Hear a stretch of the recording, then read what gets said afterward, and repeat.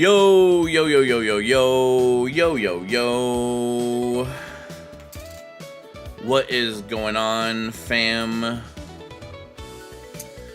Welcome to a pretty late but special edition of the Out of Order Show. My name, as always, is Michael, aka the local boy, aka I forgot to put on my equalizers. Okay, cool. Now it should be fine now. Let me see. Testing. Okay. A little bit of a delay. Okay. But regardless, welcome. Thank you. Thank you everybody for being here, hanging out, or if you're watching later on YouTube. Appreciate it regardless. Lots and lots of PAX West magic stuff coming out of the woodworks. So I am here to kind of go over it because I there's just been a lot of previews coming out today. I was kind of half and half with Spider-Man, to be honest.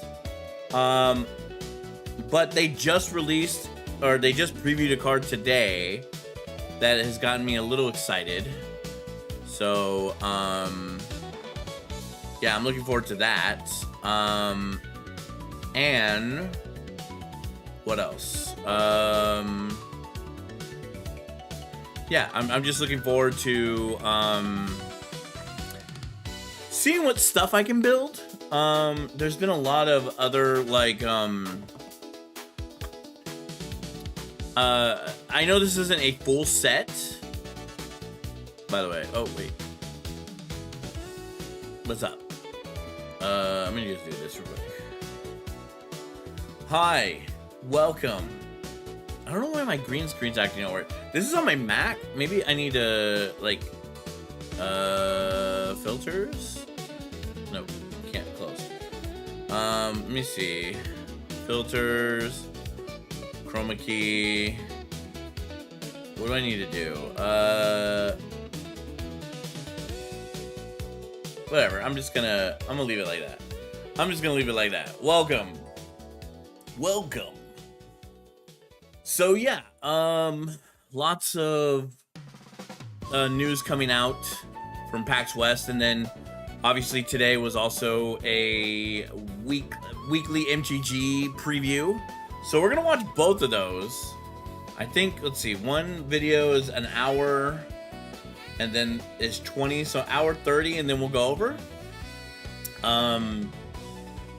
Yeah, I'm pretty excited to look at this stuff, see what they're gonna unveil. But yeah, they unleashed a card that, like, because I was having some, like, I like all versions of Spider-Mans and the Spider-Gwens and the Ben Rileys and the Miles Moraleses and all that jazz. But I was just, there wasn't a, like, commander that could unite them all, because I want them all in my deck.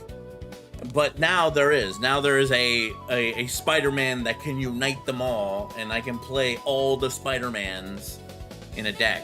Although I'm gonna be honest, I'm more of a Venom fanboy than a Spider-Man fanboy.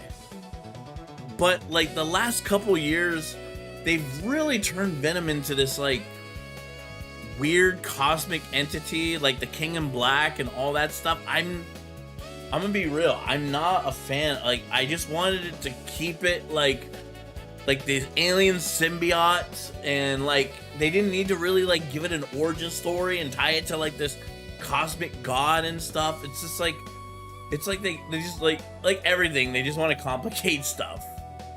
So regardless, I mean, they've already complicated Spider-Man with the Spider-Verse.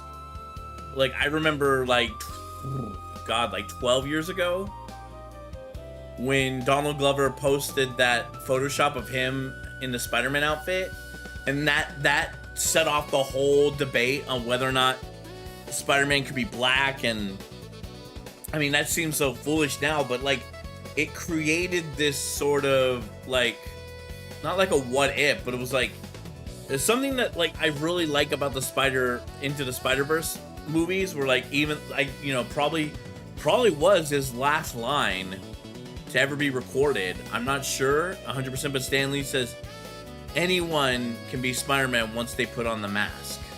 So I found that to be pretty awesome. So yeah.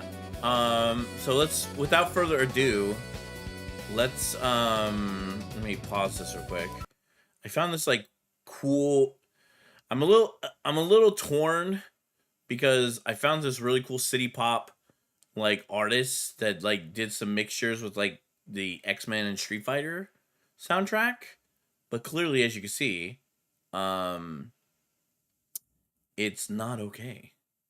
It's not okay because he used a little bit of AI. Which can be quite bothersome.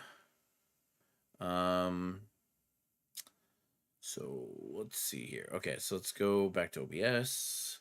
I'm on my Mac, by the way. I'm on my Mac because I didn't want to turn on my PC. And since this was pretty much going to be a talking head stream, all I had to do was like move my capture card or move my camera to my MacBook using my dongle.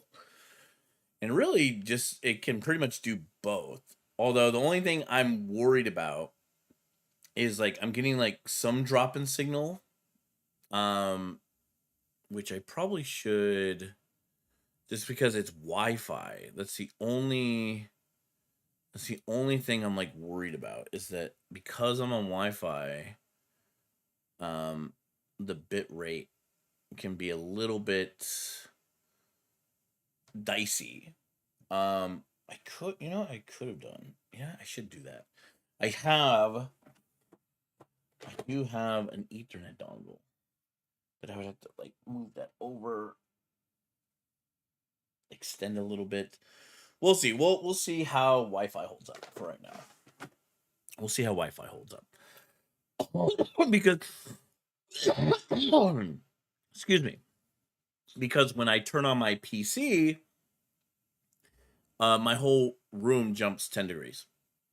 So yeah, not the best in the world. So we're gonna do the PAX one first. Obviously, I think, have they updated all the cards? The Soul Stone seize the essence of life and magic's first cosmic infinity. So discover. Man, I gotta put that in my Path of Exile. There's a Path of Exile. See more cards, and then there's all the variants. We're gonna have to look at all. I think maybe all the preview stuff has been categorized. We'll see. But first, we're gonna do the PAX debut showcase first.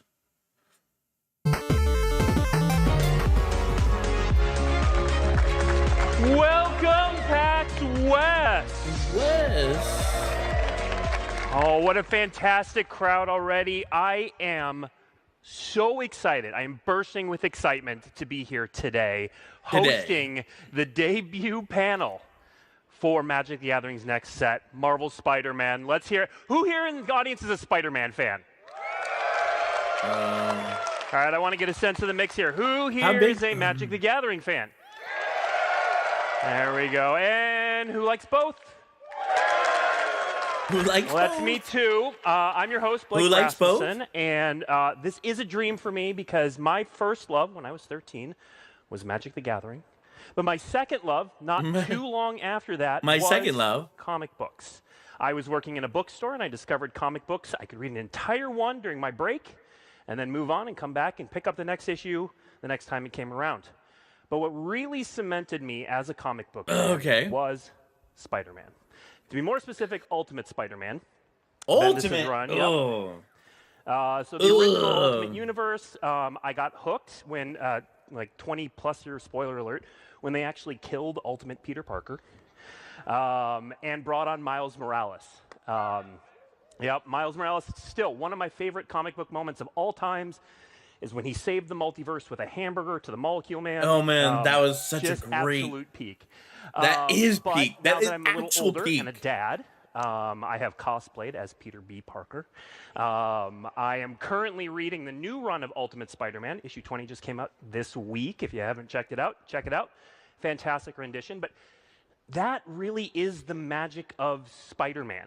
Everyone here can see themselves somewhere in the Spider-Verse. And so we at Wizards of the Coast, we really hope that we have done that magic justice. And so today, we're going to show you a bit from the set. We're going to talk a lot about mechanics. We're going to show you some heroes. We're going to show you a lot of villains. This show's villain heavy. If you love the foes of Spider-Man, we have a lot of them.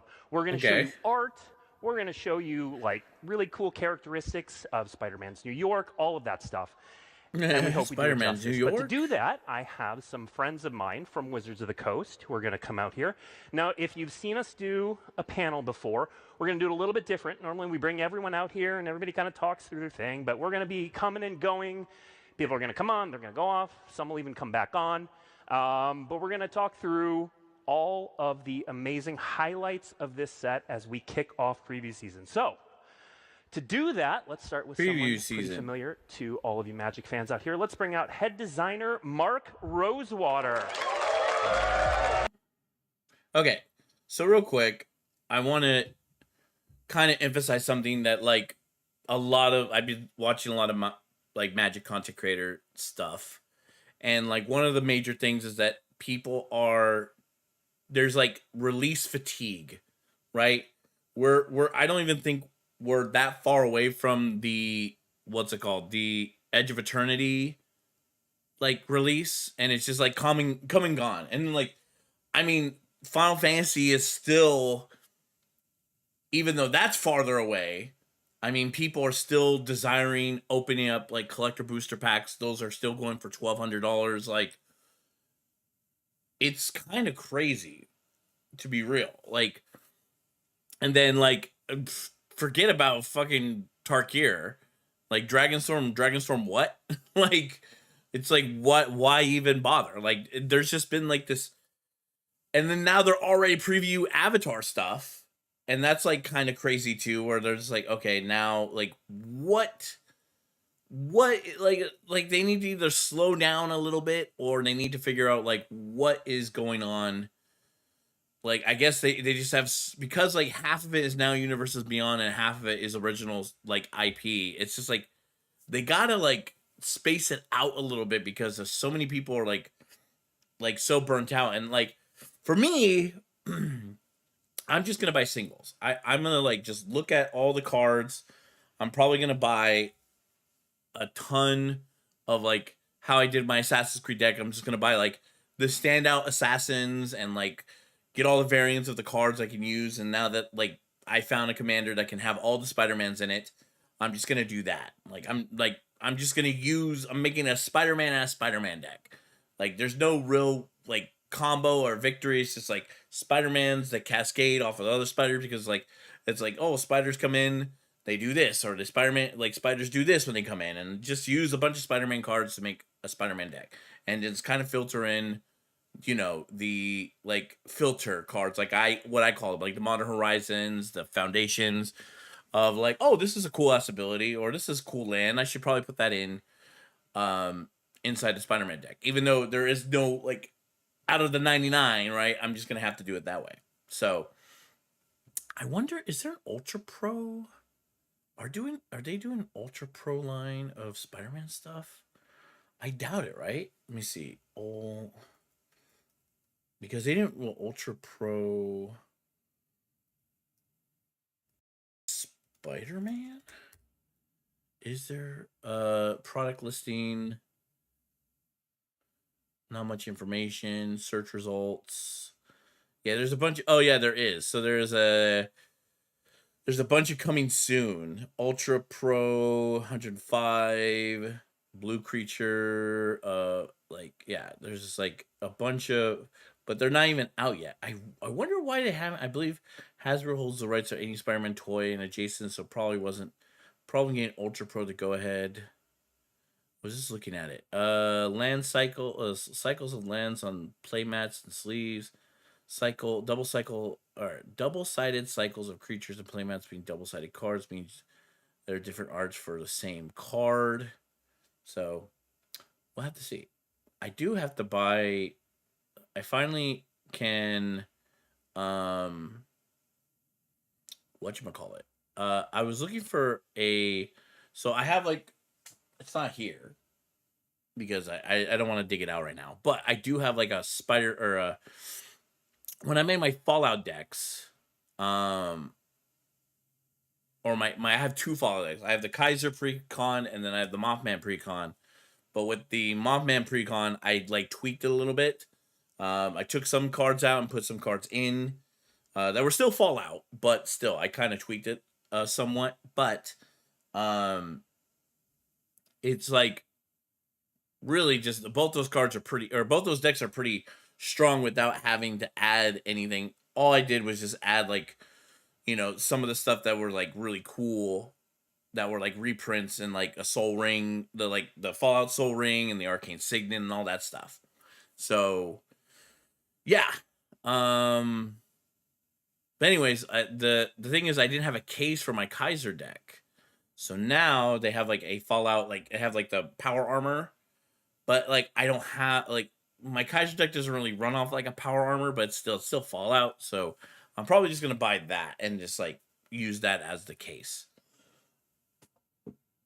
But we'll see.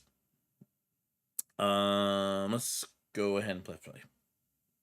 I didn't know Mark Rosewater. All right, welcome, Mark. Have a seat. Oh, all right. Okay. Well, Mark. I didn't know Mark Rosewater was actually the lead designer. Give us a little introduction and also tell us a little bit. I gave my Spider-Man story. I kind of want to hear yours. Sure. Okay. I wonder what. This October is my 30th anniversary at Wizards of the Coast, working on Magic. And since 2003, I've been head designer, but that's Magic. Let's talk Spider-Man. So when I was a little kid, I remember I woke up one day, my dad had bought comics from the local store, and he just left them for me to find when he woke up. One of those was a Spider-Man comic, and it started a lifelong love of comics. In fact, when we began doing Universes Beyond, the thing I was most excited about is one day, maybe we would do Marvel. And so the fact that we got to make Marvel Magic has been so exciting. All right, so besides your boyhood dream, what is it about comic books and Spider-Man that makes it such a good fit for Magic? So one of the things when we're making a Magic card, we want to make a card that really speaks out and does something and is dramatic and has some really cool effect. Well, Marvel's full of superheroes that have amazing powers and are literally drawn to look as cool as they could look. Like, comics are a visual medium. So like, it was like tailor-made to make cool Magic cards. And you guys are going to see today, like the cards really, like you see the characters, like, oh, I know what I'm doing. The cards kind of speak themselves because the characters are so three-dimensional, have such cool ideas, and then they just make really fun Magic cards. So let's jump into letting the characters speak for themselves. Mark, where do you want to go first? What character do you want to see first? Okay, so at San Diego Comic-Con, we showed off the double-face cards. We, for the first time ever, had cards that were both modal and they transform. And we showed off Peter Parker and Spider-Man and Miles and Gwen, but we didn't show off any villains. So our first card up today is a reporter, I believe, from the Daily Bugle, who has a beef with Peter Parker. Eddie Brock. Eddie Brock. See, so this is the card, like this was originally what I was going to build my Commander deck off of. Eddie Brock, he was not a fan of Peter Parker, a little bit. Things didn't quite go his way, and he was kind of really mad at Peter. And it turns out that there's this symbiote from across the galaxy that had a beef with Spider-Man. And the two came together because they learned they had a shared enemy among them, and they obviously became Venom. All right, so we see here the front side, Eddie Brock. Let's take a look at Venom, Lethal Protector. I still might make this deck. This card. So one of the fun things, like I said, in doing cards is we got to sort of capture this. And Venom is just such a fun, lovable character. We did do something really cool here, by the way. So Venom obviously started as a villain. He got his own comic for a while. He was a hero. He kind of goes back and forth between being hero and villain. So in Marvel, we do a lot of typo with hero and villain. So he got to be both a hero and a villain. So your hero deck can play him, and your villain deck can play him. Okay. Well, but we don't know what hero or villain does yes. yet. This delivers a bit. It yes. delivers a bit, but I want to go deep that's into the problem. villainy. Okay. That's the problem. We don't know what hero or villain does yet because they haven't really gone into like what, like, because even my Captain America says human soldier hero.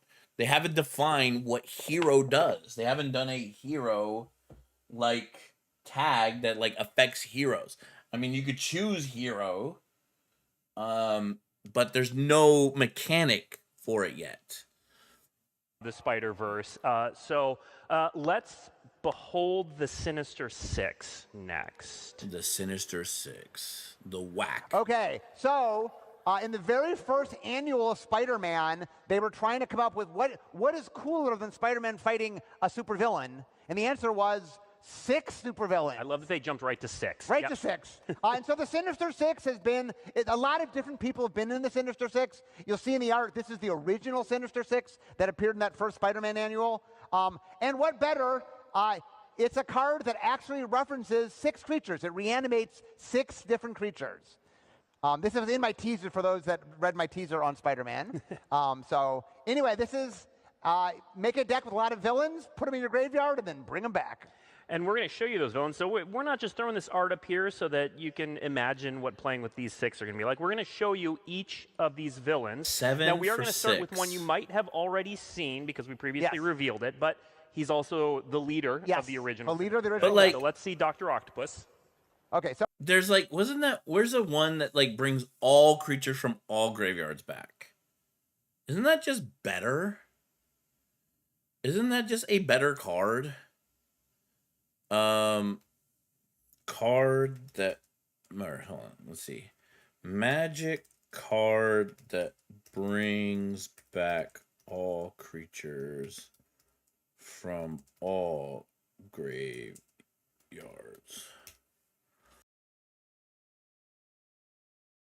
I just saw it. Like, I literally just saw it on the professor's channel. Actually, I'll just do that real quick. I'll just go. What is it? I literally just saw it today being played on professor's channel. Shuffle up and play. What was the... I'm curious when you did have the crown. Okay, out of spite. Culling of the week. Okay, culling the week. So you over. I think that's just. So you over. And Polani triggers. Edict. Oh, all right. Okay, so the so Blasphemous Edict. Rather than the full cost of it. 1, 2, 3, 4. 13, 14. Go ahead and wipe from this. Okay. Because this egg is gonna die. Ooh. Okay, we got a 5. Okay. Lots of eggs. So you over. Been floating from Culling the Week to put in a Rise of the Dark. Oh. Rise of the Dark Realm. So okay. So Rise of the Dark Realm is a 9, 7 colorless, 2 black. Okay, so but that's put all creatures from all graveyards onto the battlefield under your control. This is return up to 6 creatures with different names from your graveyard onto the battlefield. So 7 versus 9. So 2 more mana. You can bring back all of your creatures. You can bring out not only back all your creatures, but bring out everybody's opponents. And this is specifically your graveyard. So you have to probably have more. You have to have more in your. You have to bank on. If you're using this card specifically for your graveyard, then you have to bank on having more cards or more than 6 creatures. Whereas the other one, it's everybody's graveyard. I don't know. I just doesn't seem like a very good card. So we did show this off at San Diego Comic-Con. You'll notice that he Damn, 7 helps villains. He's a villain typal card. Yeah. And that Let's see. Other villains you control get +2/+2. Okay, so that's the first time we've seen the villain and hero like mechanic being like shown. Let's see. Magic the Gathering hero hero type. Let's see. Hero card type. Cards of physical magic. Oh god, just go away. Let's see. Hero list of heroes. Let's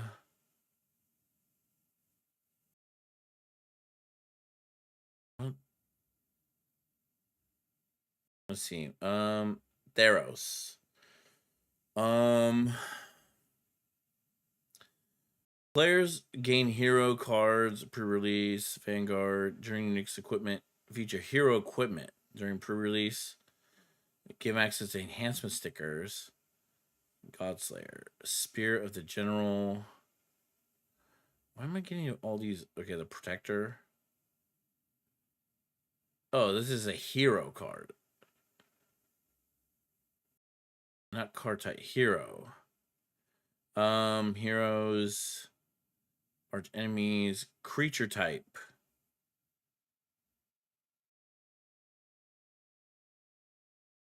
Hero is a creature class that depicts characters who are the face of danger, adversity. The first creature to bear the subtype was Blanish Hero in Limited and Alpha. Following the Beast Warriors when Crusader was. The only card remaining with the subtype hero was, in 2007, was printed, powered by these three heroes, but not a hero itself. The hero class was obsoleted in 2007 Grand Creature type update. Rather than heroes, the Crusader now gained a bonus from soldiers and warriors instead. The only card remaining with the subtype hero was Faction Johnson from Unhinged, as silver-boarded cards are allowed to have creature types not supported by the comprehensive rules. In 2013, Hero was revisited in an unofficial card type as part of the Heroes Path and Thero block. Hero returned to the Eternal Creation type in 2024, where Universes Beyond Marvel set. It is unclear if older cards will regain this creature type. As a foundation, the types have not been implemented in the comprehension rules. So yeah, I have all four. I have Iron Man, Captain America, Black Panther, Wolverine, and Storm. And then all these Spider-Man cards are going to have hero and villains. So they have, this is the first mechanic that actually affects those creatures now. So we'll see what happens. Let's go back to the video. But anyways, villains you control gain +2/+2. Your maximum hand size is 8. That's stupid.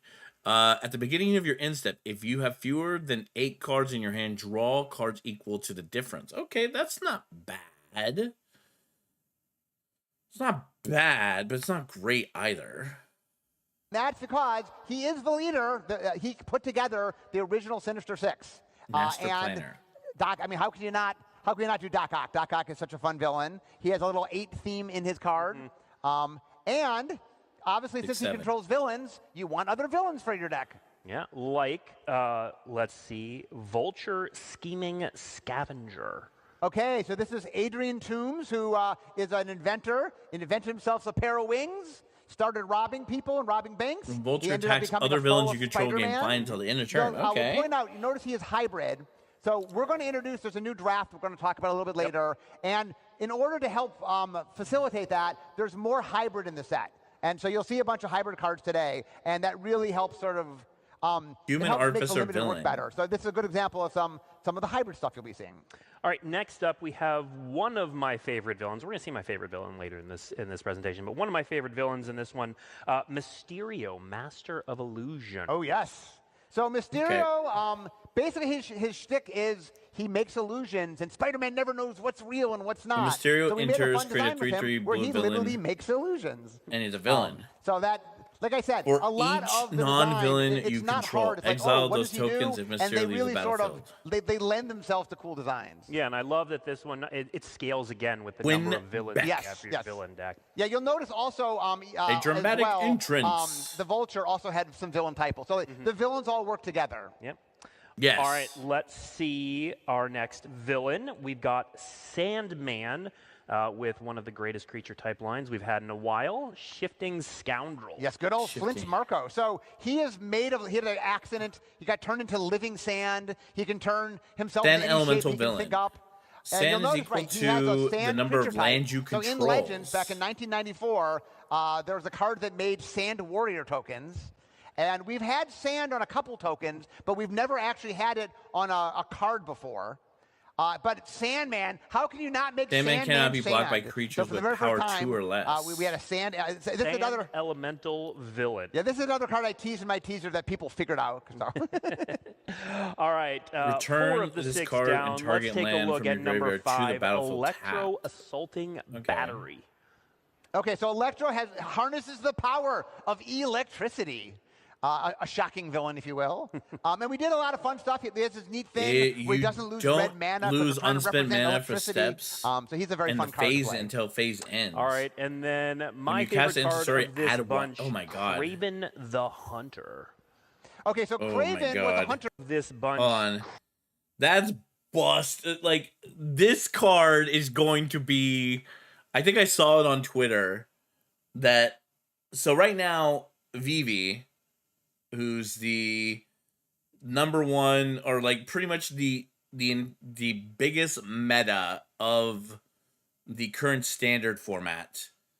Somebody's like, oh, even if they get rid of Cauldron, like, look what we have here, guys. We could just get Electro. Whenever you cast an instant or sorcery, add a red mana. When you leave the battlefield, you may pay X. If you do, he deals X damage to target player.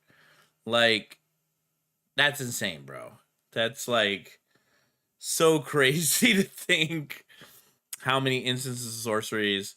But like, there's also like a card that was supposed to lock down Vivi, which is High Noon, but they still haven't like figured it out. Although an aggro mono red deck won the latest championship, so even though it's like pretty much the biggest meta card, it didn't win.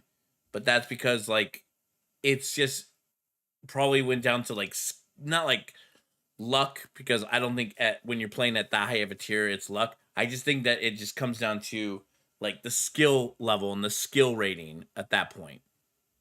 Craven the Hunter. Raven. Okay, so Craven was a hunter that...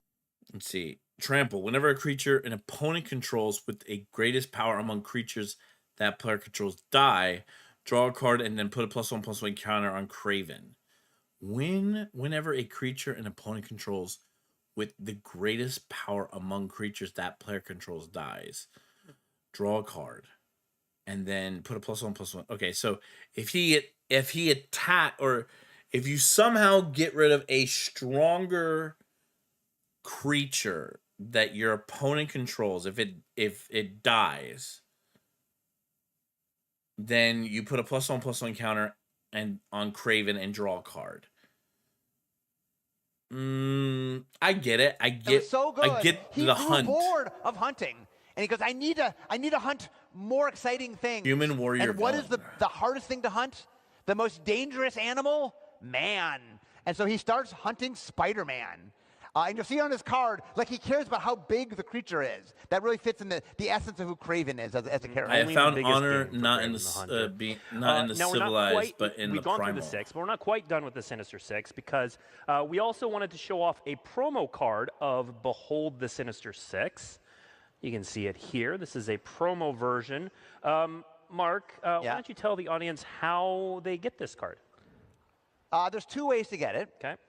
One is in the atrium every day, Saturday, Sunday, and Monday, there's going to be a photo opportunity, and that you can get it there. Yep. The second way to get it is to be sitting in this audience right now. So on your way out, you guys will all get... Don't leave without one. We've got this card for everyone in the audience. All right. So, but if you somehow do miss it, again, Saturday, Sunday, Monday, starting at 3:32 in the atrium photo opportunity. Okay. Well, we're not done with Mark, but we're kind of done with him for now. So we're going to let you go. And we are going to bring out Jadine Klumparents. Come on out, Jadine. Come on out. Wow. have a seat.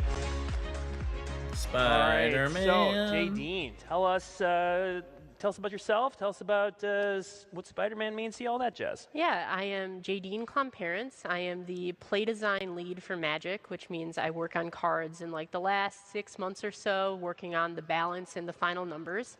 I kind of got to Marvel a little bit later than most of my colleagues. I was introduced to the characters and plot lines for the first time with the movies while I was in college. And then I got to dive so much deeper while working on this set. And I'm really kind of kicking myself for not finding it sooner because honestly, I would have loved this as a teenager. And I'm so excited to get to share some of the mechanics with The thing is, there's some good like Spider-Man stories, but there's some also pretty whack Spider-Man stories. Where would you like to start, JD? Can you pull up Spider-Man India, please? That's not Spider-Man India. Let's see. One more. Almost. All right. India with that web slinging ability. Yeah, so one of the great things about doing a set all about Spider-Man was getting to make cards for so many different spider heroes and kind of show off the whole breadth of the Spider-Verse. And one of the things we knew we were going to want to do was have whenever a you cast a to creature spell, put a represent +1/+1 on target Spider-Man's creature you webs. control. It gains fly until the end of turn. As far as superpowers go, the webs of Spider-Man are so unique and just kind of You may cast used a in spell so many for different ways by Spider-Man, if whether you it's do- transportation around the city, rescuing also a bystander, return a or tapped even in creature you combat, control kind of to- restraining the enemy a little bit. to its And we owner's knew we hand. needed to make a mechanic for this that we could put on many The different whipping, spider the heroes that would kind of capture all of the different ways that Spider-Man uses the webs. So the web slinging ability is an alternative cast to casting a card.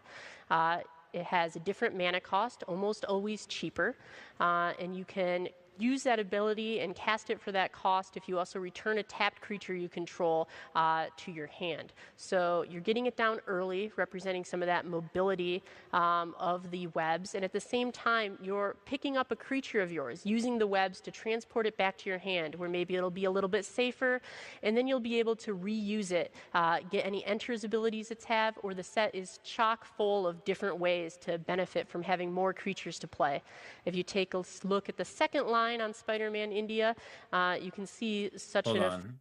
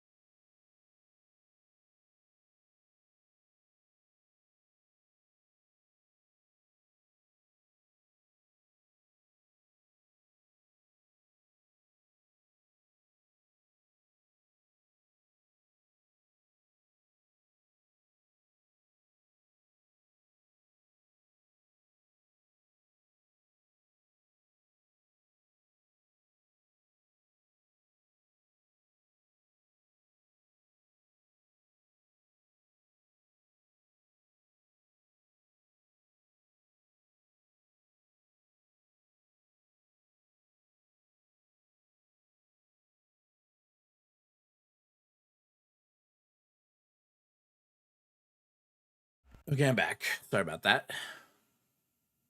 fact a little cast trigger for creature spells that'll benefit you for recasting the thing you just put back in your hand.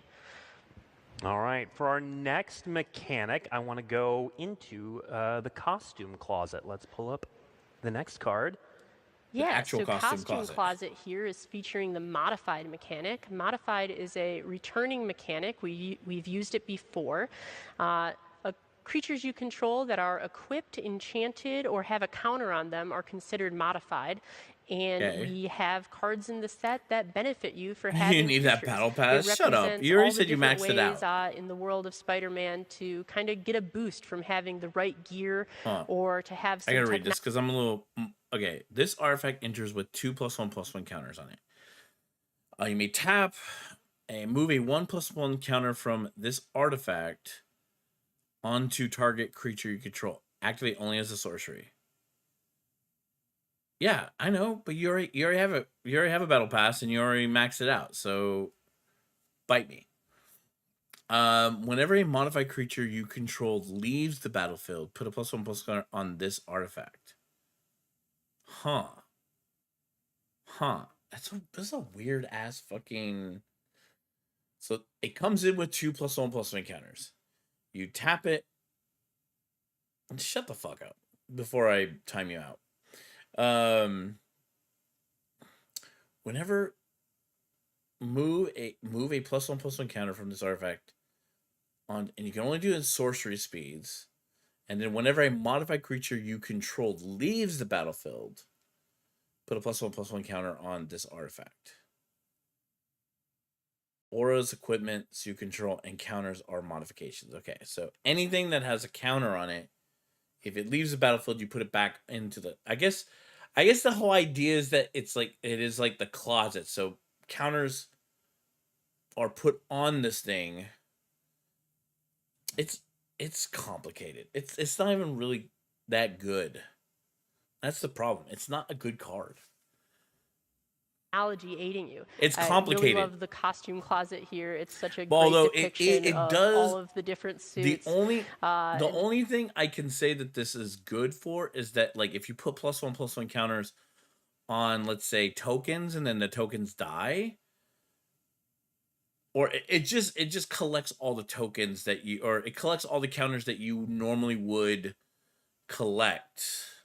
Like, if I were like the Tidus deck from Final Fantasy X, this would be great for that, because that deck is all about moving counters, but like sometimes you get lost in the sauce, or like you throw something out and you lose a counter, or that the creature that had all the counters on it, like, but it doesn't put all the counters, it just put a +1/+1 counter on it. So even if you had like 15 counters on one creature and you lost that creature, it's not that you're moving 15 counters from that creature onto this. You're only just recouping one +1/+1 counter. So yeah, it's kind of whack. It's not that great. Just this idea that not you can that great. continually get some boosts. Yeah. All right. We've had two very hero-focused cards in a row, which makes me a little ill. So we're going to move back to villainy. And in fact, we are going to go with maybe Spider-Man's greatest villain. Let's take a look at Norman Osborn. Yeah, so there is a lot on this card. This is one of the transforming modal double-face cards that we've brought you before, and you've seen. Is Norman Osborn here? The front side of this card is using the connive mechanic. Connive is another one of the returning mechanics in this set. Okay, Norman Osborn cannot be blocked, so he's a 1/1, can't be blocked. Whenever Norman Osborn deals... See, I never knew what connive was. I saw somebody play the connive deck against me in Arena, and I was like, oh, hold on. And I didn't know what connive was, so this will help me. When he does combat damage to a player, he connives. Draw a card, then discard a card. If you discard a non-land card, put a +1/+1 counter on this creature. And then you could transform him as an activated sorcery. So I guess he's like a way to discard and put to discard and to put +1/+1 counters. But do those counters, when you transform a creature, God, I wish Dan was here. When you transform a creature, do the counters carry over? Hold on. Let's go. Let's see. Let's ask the old chat bot. When you transform creature in Magic the Gathering, does it keep its counters?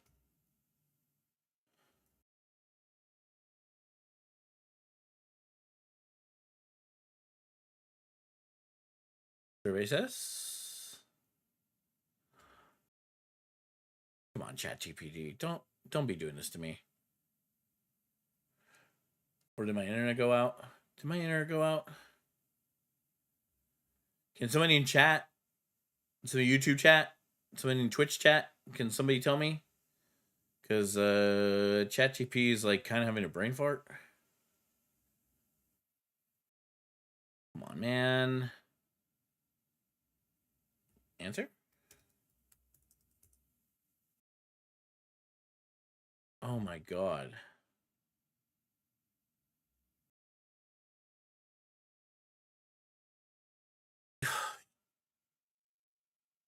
Okay, let's just delete this. Start again. Does a transform creature in Magic the Gathering keep its counters when the card flips? Bro, fine, I will use Gemini.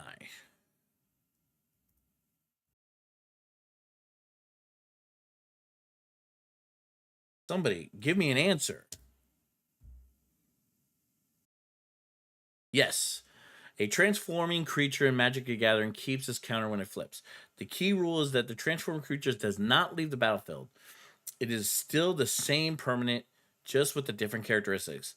Like name, power, toughness, abilities on the new phase. Why is ChatGPT wigging out?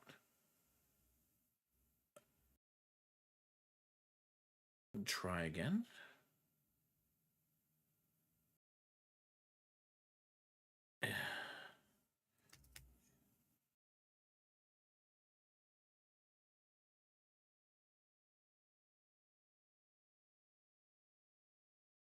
OpenAI status.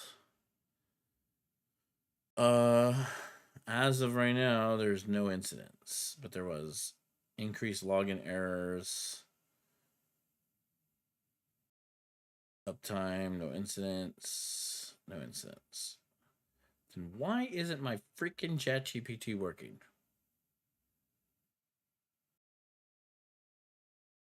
Stupid fucking...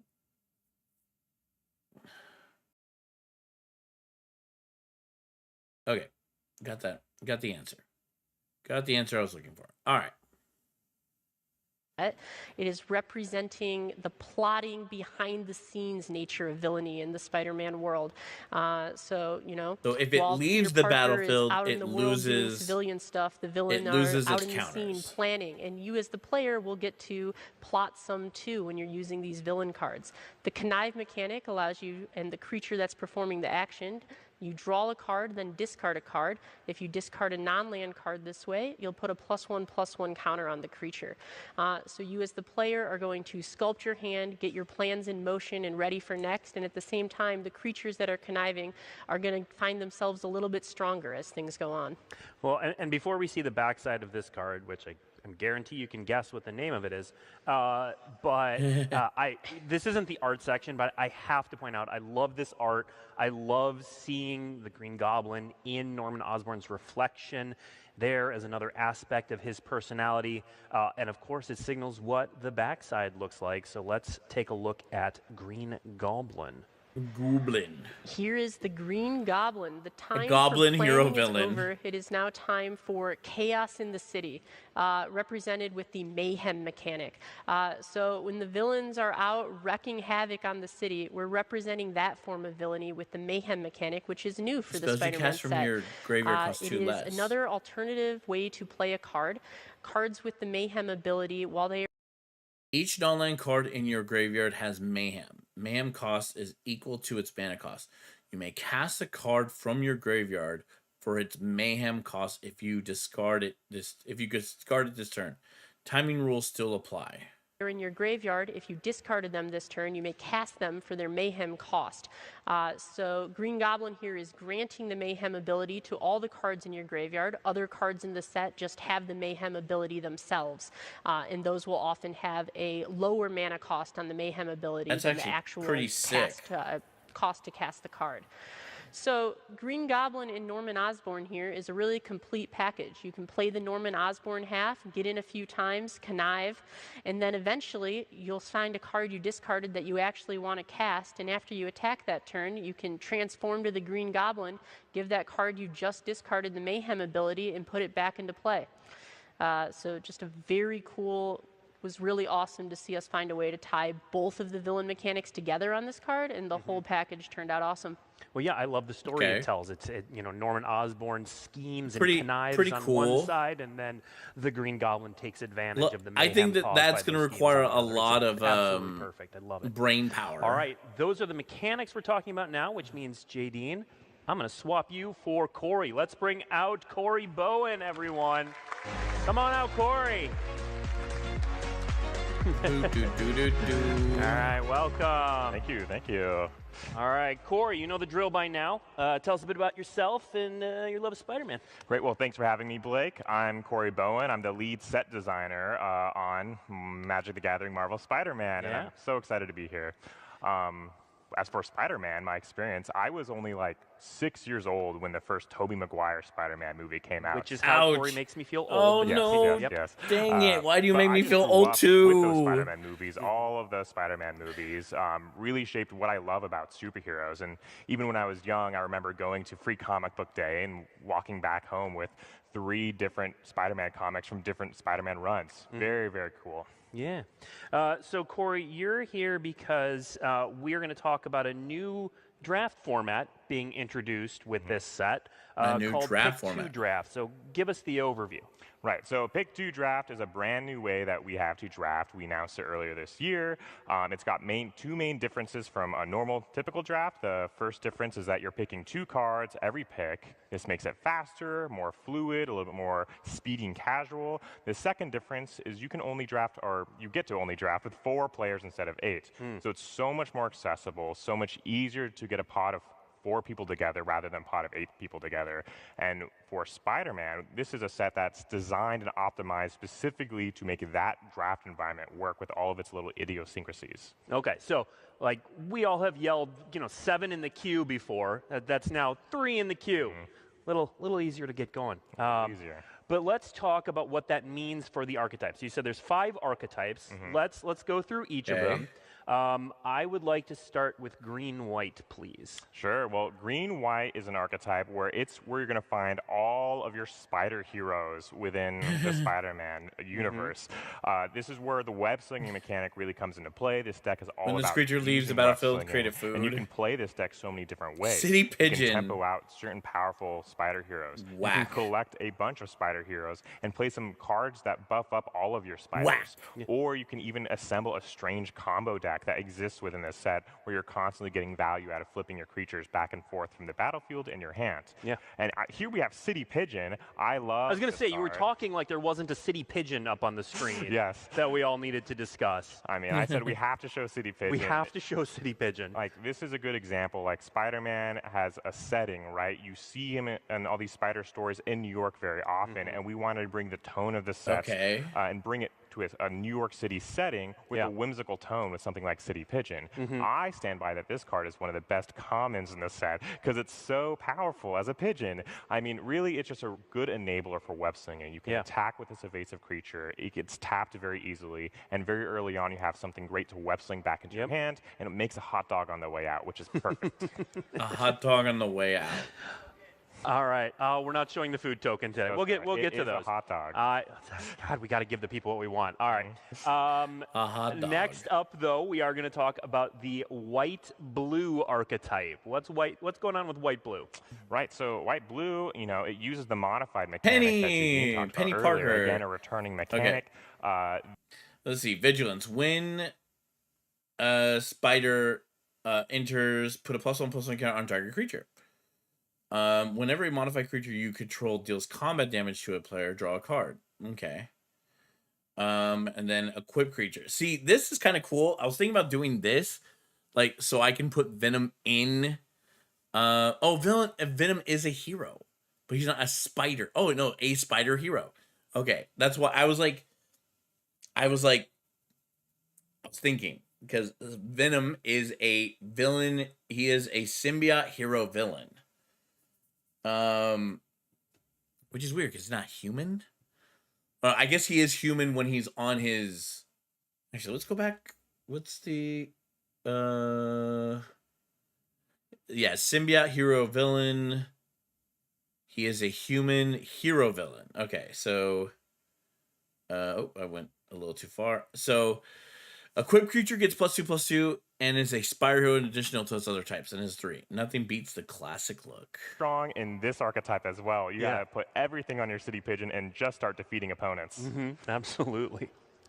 All right, new achievement that I need to unlock. All right, next up, let's talk about blue-black. Yes, blue-black, you know, this is where the rogues gallery of Spider-Man's iconic cast of villains come into play. This is more of a graveyard deck. You're getting some graveyard value. You're plotting from behind the scenes. You're using connive. Menace. This creature cannot be blocked except by 2 creatures. Menace. Whenever another villain you control enters, Prowler connives. Okay. Flash. Whenever this creature attacks, it connives. Okay, so it's like a lot of conniving. To sculpt the perfect hand to thwart Spider-Man.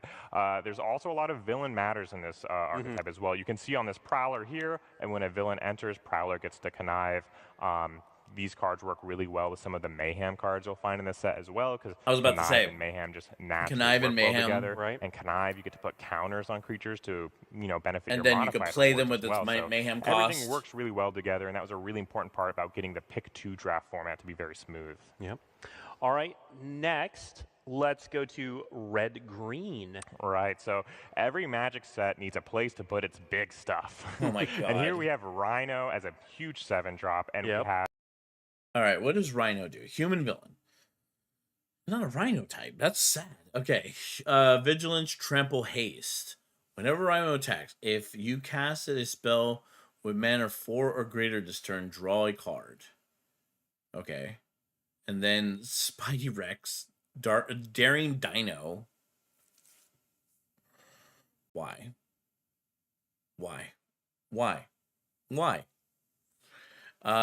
Reach Trample, Ward 2. On Earth 66, Pure Parther, learn that with power comes responsibility. Oh my god. So stupid. Spider-Rex from one of the more recent Spider-Verse series. Yeah, and also, if you haven't been reading the flavor text along the way, this is a great place to remind you, check out the flavor text. Spider-Rex, but it's been fantastic and all. Right. Continue on. This deck really wants to play large spells. It has a theme about caring about mana value 4 or greater. Okay. And with Web Slinging and Mayhem as cost reduction mechanics, you're going to be able to cast spells with mana value 4 or greater without spending 4 mana turn to turn. So this deck really puts those things together and lets us put a dinosaur that's Spider-Man in this set, which is just awesome. You got it. Dinosaur Spider Hero. All right, speaking of Mayhem, let's take a look at our last draft archetype, which is black-red. Yes, this is again, Mayhem is a very discard-focused archetype. There's a different goblin, Green Goblin. Flying Death Touch. Whenever Green Goblin attacks, discard a card. Then draw a card for each card you discard this turn. Then draw a card for each card you discard this turn. I guess with Conniving could help. And then Goblin Berserk Villains. Haste Mayhem. You may cast this card from your graveyard for 2. If you do, timing rule applies. As if one goblin wasn't bad enough. It's Harry Osborn. It's Green Goblin Revenant. So it's not Norman Osborn. It's Harry Osborn. Oh, that's awesome iterations of Green Goblin. I just realized that. Goblin or different Goblin adjacent characters. We really wanted to show off more of the chaotic, reckless villains in Spider-Man, and we thought discarding cards and playing them from your graveyard. It's sad that Harry Osborn is a black-red. We used the Mayhem mechanic, a new mechanic that harkens that back to an older Magic mechanic, Madness, but it's a lot easier to play with. Here we have Green Goblin, fantastic if you're discarding multiple cards in a turn, and Raging Goblinoids is the perfect example of an overcosted creature that you can get out for cheap if you have a great way to discard cards. Well, and earlier we showed the OG Green Goblin, Norman Osborn. Here we've got Harry. There is another Green Goblin we want to show off at this point for a very specific reason. Let's put Ultimate Green Goblin. Ultimate Green Goblin. Yeah. Oh, he's a secret lair. Or is it a secret lair? At the beginning of your upkeep, discard a card, then create a treasure token. Yeah, so this is a promo. We're going to talk about that in a moment. But first, talk about this card in the Mayhem archetype. Yeah, Ultimate Green Goblin. This is a Green Goblin from the Ultimate Universe where he is a big hulking goblin.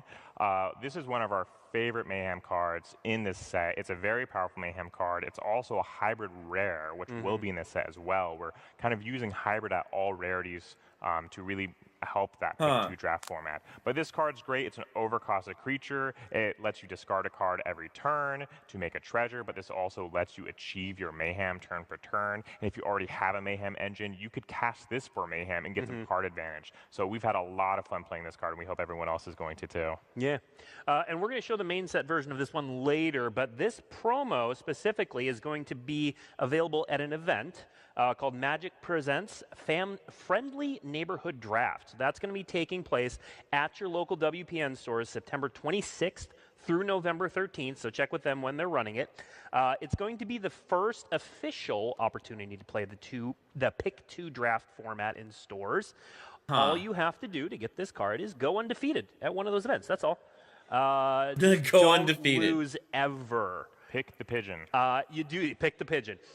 Pick the you pigeon. will then receive a traditional foil of this Ultimate Green Goblin promo card while supplies last. All right. Thank you, Corey. I'm going to send you on your way again. We're going to bring back out Mark Rosewater again, but we are also going to bring out Sarah Wassel. Come on out.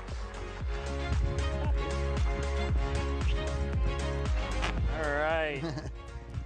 Okay. Mark, welcome back. Sarah, welcome. Welcome, Mark, we already heard welcome. from you. Good. But Sarah, why don't you introduce yourself as well? Cool. Hi, everyone. I'm Sarah Wassel. I'm a senior art director at Magic. I work primarily on the collectability team. So we riff and improvise and make alternate versions of the main set cards, the looking ones. Yes. We don't change any other stuff. I'm really excited to be here to talk about Marvel, to talk about Spider-Man. I love comic book art. I love how accessible it's been. I love any kind of art that people can get in their hands right away. And this set in particular, we have some vintage stuff in the set, and it's unbelievable. Yeah, this set is really exciting for comic book fans. So we're also going to talk in this section about reprints, about the bonus sheet specifically. So, Mark, what's going on with the bonus sheet in this set? Okay, so one of the things that Magic has always done is we have really amazing art.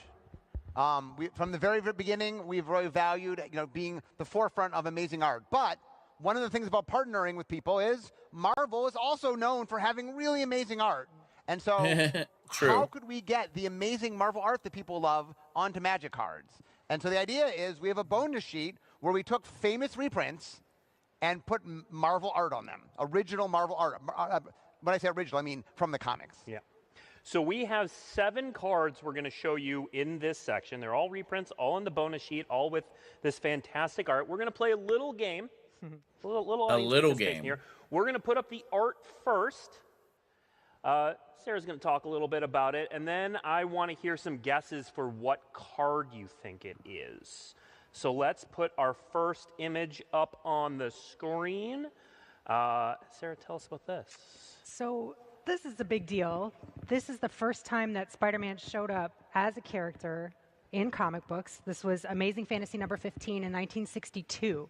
So this was the cover that said Introducing Spider-Man. And this was from the interior of the book. The character was designed by Steve Ditko, who's like a giant of the industry. But the cover was actually penciled by Jack Kirby. We're going to have an artist line that says Ditko and Kirby, which is just insane. On a Magic card. On a Magic hold card. in your hand. Yeah. All right, it may take you a couple to get into this, but let's hear some guesses. What do we think this card is? I heard it over here. All right, let's see it. Put it up on the screen. Heroic intervention. Yeah, one of the things I want to point out, so this very first comic, one Is of the there things so Stan many Lee heroic did when he made inventions Spider-Man already? was at the time, superheroes were kind of larger than life.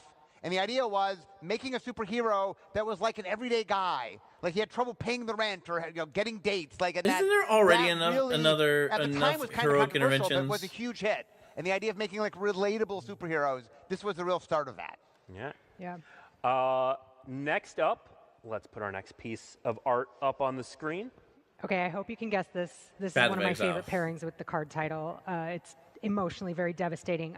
So this was from Emotionally 1967, devastating. so we're moving forward in time a little bit. So at this point now the comic book is called Amazing Spider-Man. We went from not having, from the character being started to now having his own book name.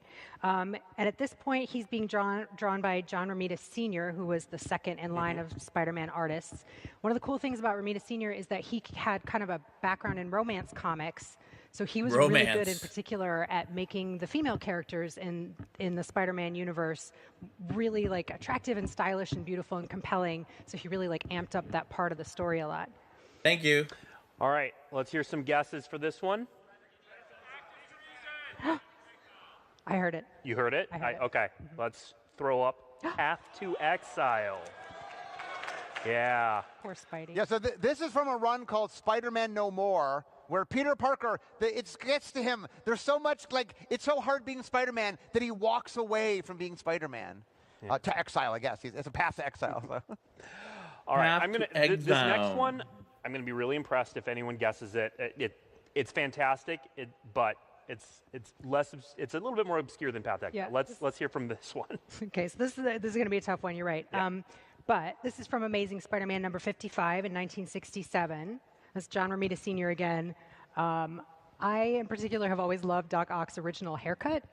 I know that bowl cut was like, I think for people in the 60s, they would have been like, oh, he's a nerd, right? Like that was like a visual indication of that. But this is such a great, like super, super close-up dynamic shot of Doc Ock. Okay. All right, I want to hear some guesses on this one. I don't think I heard it, so let's see. Lorthos the Tidemaker, also known as Doc Ock, armed and dangerous. Wow. So one of the things that we talked about at San Diego octopus. Comic-Con, we're very careful when we choose creature types. So Dr. Octopus is not actually an octopus, so we did not make him creature type octopus. But we couldn't pass the opportunity to make an octopus that is Dr. Octopus. Yeah. All right, for this When Doc next Ock one, attacks, you may it's gonna pay be a 8. If layup, you guys. do, We're going to keep the John Romita Sr. train untap their controller going next step. with Wow. this piece of art. Right? Shock. This one's got to be. All right. This one's Shock. gotta be. Tell us about this one, Sarah. Well, I do know that that's not electricity. Yes, it's not electricity. Yeah. Yeah. But what's this guy's name, Mark? You want to give them a hint? Well, his name is the Shocker. Shock. There you go. All right. Yeah, those two damage any Yeah, target. every game has a free space. When we first started working on Spider-Man, there were a couple like low-hanging things. One was, okay, you got to make a J. Jonah Jameson that references Menace, and the other one was we have to have a Shocker with Shock. Yeah. So. All right. Next up, this is one of my favorite pieces in the set. I know I say that a lot, but this one hits hard. It resonates. It really feels good on the card. So let's throw the next piece of art up on the screen. Oh, man. Tell us about this Right? one, Sarah. I know. So cool. Well, spoiler alert. So at this point, I think we're in the dark ages of comics. This is penciled by Mike Zeck and colored by Bob McLeod. And the book is Web of Spider-Man 32. And yeah, somebody already called it. Yep. Yeah, it's Reanimate. It's, Yeah. Yeah. But the rules text basically reads like a description of the art. It's incredible. So this is from a storyline called Kraven's Last Hunt, where Kraven buries Spider-Man, and spoiler, he's not dead. But anyway, this is a really famous shot. So the fact that we got to use this on Reanimated. Yep. No, it's perfect. All right. Exciting. Next up, let's see. This was a what? This was Kraven's Last Hunt. Yeah, that's right. Oh, sorry. Yeah, San Diego Comic-Con. So one of the things we did was we made a cycle of sagas. And that one of the sagas, which we showed at San Diego Comic-Con, was Kraven's Last Hunt. And the idea is there's so many great storylines. Sagas represent stories. and that just seemed like the perfect marriage. Yeah. You want to talk about the thing next to it? Yeah, of course. Yeah, that's we also knew from really early on working on this set. You know, we have really like baby brainstorms at the very, very, very beginning, years ago at this point, and we knew as a studio that we really wanted to try to figure out how to make Magic cards look like comic book pages. Yep. And sagas were like this perfect marriage of like giving us that graphic opportunity. Mill 5 But cards. When you as do simple this as saga looks deals and damage as well to as it's working, greatest it one did actually creature. take a lot of work to kind of like tinker with it. This to get saga it deals damage to equal come to out the well. greatest And the artists that we power worked with here, among Linneo creature Francis, cards you in and your Sunny graveyard Go both to worked for target Marvel, creature. have been for a long time. Target creature And they're gets plus just so 2 to good at turn. using color and shadow Return to target really like creature from your delineate graveyard those to your spaces really hand. clearly. Okay. And each comic panel represents a different part of the story. It's very cool. Yeah. And we'll have another saga we're going to show off later. Yeah. All right, we got 2 more of these left in our little game. Let's throw, you know, in my youth, this was like the comic book art. Yeah. So tell us about this one. Yeah, so this is Todd McFarlane drawing Spider-Man, and Todd this was McFarlane. like a big moment in the character's design and the design of the webbing even. So Todd McFarlane, you know, he kind of took like a little bit from Steve Ditko from the beginning, where he really like used Spidey's body in really like arachnid kind of ways and really like emphasized that strange physiognomy of what he's like doing as this Spider-Man. He also made the eyes really, really big, and that webbing design in particular is something that's been really iconic and has stuck with the character. All right, let's hear guesses on this one. Yes! There you go. Nice. Retro Genesis. That is so impressive. One All of the things we were trying to do is cover a lot of different eras. This is a Create X 1/2 spider creature tokens with reach, where X is the number of creatures attacking you. Prevent all damage. This is Dan, friend of the show, Skelepope, aka the Fat Ninja Master. He has this card, and I'm like, wow, you're gonna probably use this variant of this card. really fun era of Spider-Man where they get into like the mythos by of non-spider what it creatures. means, a spider totem, and like was the spider an accident? That would or be was it dealt always to this destined to bite turn him? And so by this is a really fun non-spider storyline. creatures. Yeah. So All I right, can't for our actually. final one, The we're problem is moving I forward in can't time. use my Spider-Man deck against his spider deck because he actually is spider. So Arachnogenesis would not work because he has nothing but spiders. Time quite a bit to something a little bit more recent. So let's throw the next piece of art up there. Yeah. Two Big Kingdom Black. One of my favorite character designs of all time. Venom is just the combination of like total gnarly fear and absolute glee with this character constantly like exudes. It's just like it just keeps like it's like a pinball game in my brain. But this one was 2021. Ryan Stegman was the artist here, and J.P. Meyer, and then Frank Martin did the colors. And what could it be? What do we think this one is? He has wings. Ooh. I don't think I've heard it, but let's throw it up there. Garrick's the Blight Dragon. Also known as Venom King in Black. Yeah, the idea of making a venomous Venom seems too cool to pass up on. So.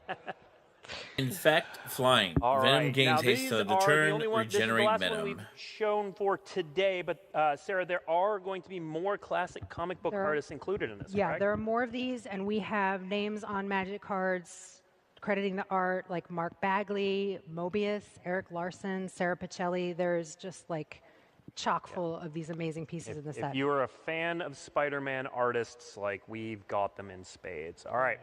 And I gotta wait. Okay, so people are going to want those bonus cards for sure, but we have a range of collectible and cool designs that we've done to create really cool cards. Why don't you walk us through kind of the new and shiny here? Sure, yeah. Okay, so we are going to start by looking at one of the most powerful objects in this universe. One of six. I said one of. The Soul Stone. The Soul So Stone. you have 3 beautiful versions to pick from. I'm sure you'll pull all 3 of them. The one on the far left is painted by Vulcan Baga, and he mimicked his Mox, his original like Mox compositions, right? So we're really like Magic and Marvel like together, chocolate and peanut butter in a beautiful way. The in-betweener is the one holding that Soul Stone, who has like a super sweet color block outfit. And then in the middle we have our Gauntlet version. So you get Thanos, you get comic style, you get that sweet Marvel art. And then on the far, far right, the most rare, the most precious, this is the Soul Stone, like in the cosmos, and that card has been tricked out with so many print techniques and fancy things that it will feel just as precious. Yeah, as this the stone itself. doesn't do it justice. Yeah. So if you're familiar with our headliner program, this is the headliner for this set. This is the only Infinity Stone in this set. That is correct. Yes. Yeah. Yeah, we can say that. We can say Yeah. that. All right. And before we're done, we will do all the Infinity Stones. What else do we have, Sarah? Okay, so another thing that we've done with original comic art, in addition to the bonus sheet examples that you were seeing, is that we are doing classic cover cards where we're taking an original comic book cover and we are turning it into a Magic card. Yeah. So on the front side of the card, you've got Peter Parker and Eddie Brock, and that's Peter Parker, the first time that he was ever bit by a Spider-Man ever in any universe. That's the art from Damn it, that I'm gonna moment. need that card. He is a teenager at I this love time in these his cards. like depictions, which I love find these fascinating. comics. In the 60s, this Damn is what a it. teenager looked like. The classic But cover. then on the so we've taken the actual comic And then books the with their Venom. original wording and everything, but we've replaced the text with Magic rules text. So you get a miniature comic book cover to put in your deck. It's really Yeah, cool. that's gonna be fucking. All right, let's They do the know how to. next one, the web frame. Yeah, so here's a custom frame that we designed for this set. This is Blah. the web frame, and our in-house designer, Dalton Pencarina, really based the webbing on the frame Not- on Todd McFarlane's not design. It's good. really like detailed and really like Boo. gnarly. Boo. We really envision. Give me that this original frame- art. the Give me frame that as if the original Magic frame comic. as an in-world object, and Spidey is like attaching to it and swinging along and going around. I wanted to call it the sticky frame, but no one. The sticky Marketing frame. overruled her. Yeah. Yikes. That's a different department. Yeah. Especially coming from a girl. Okay, what else do we have, Sarah? Yeah, and so then we have some showcase panel frames. So these are related to that saga we saw before. This was another thing we knew from the beginning that we really wanted to do. Lethal Was try Protector. to show. Hold on. Okay, so is this a conniving? Okay, so this is like comic, but is it like actual comic book comic? Hold on. Comic grids on Magic cards as Magic art. Comic grids are such an important part of storytelling. But is this actual? Let me see. Is Steve? Is he actually a comic book artist? Comic. No, let's go artist.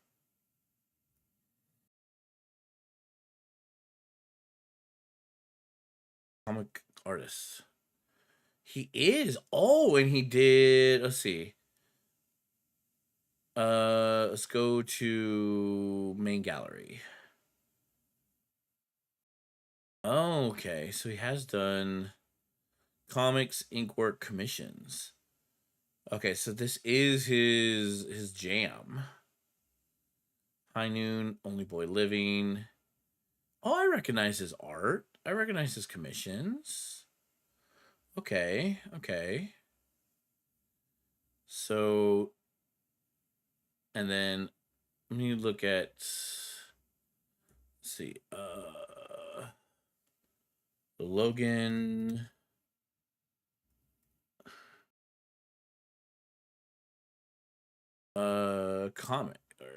Comic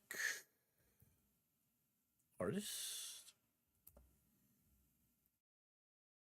Oh, he has Instagram. He has the Instagram.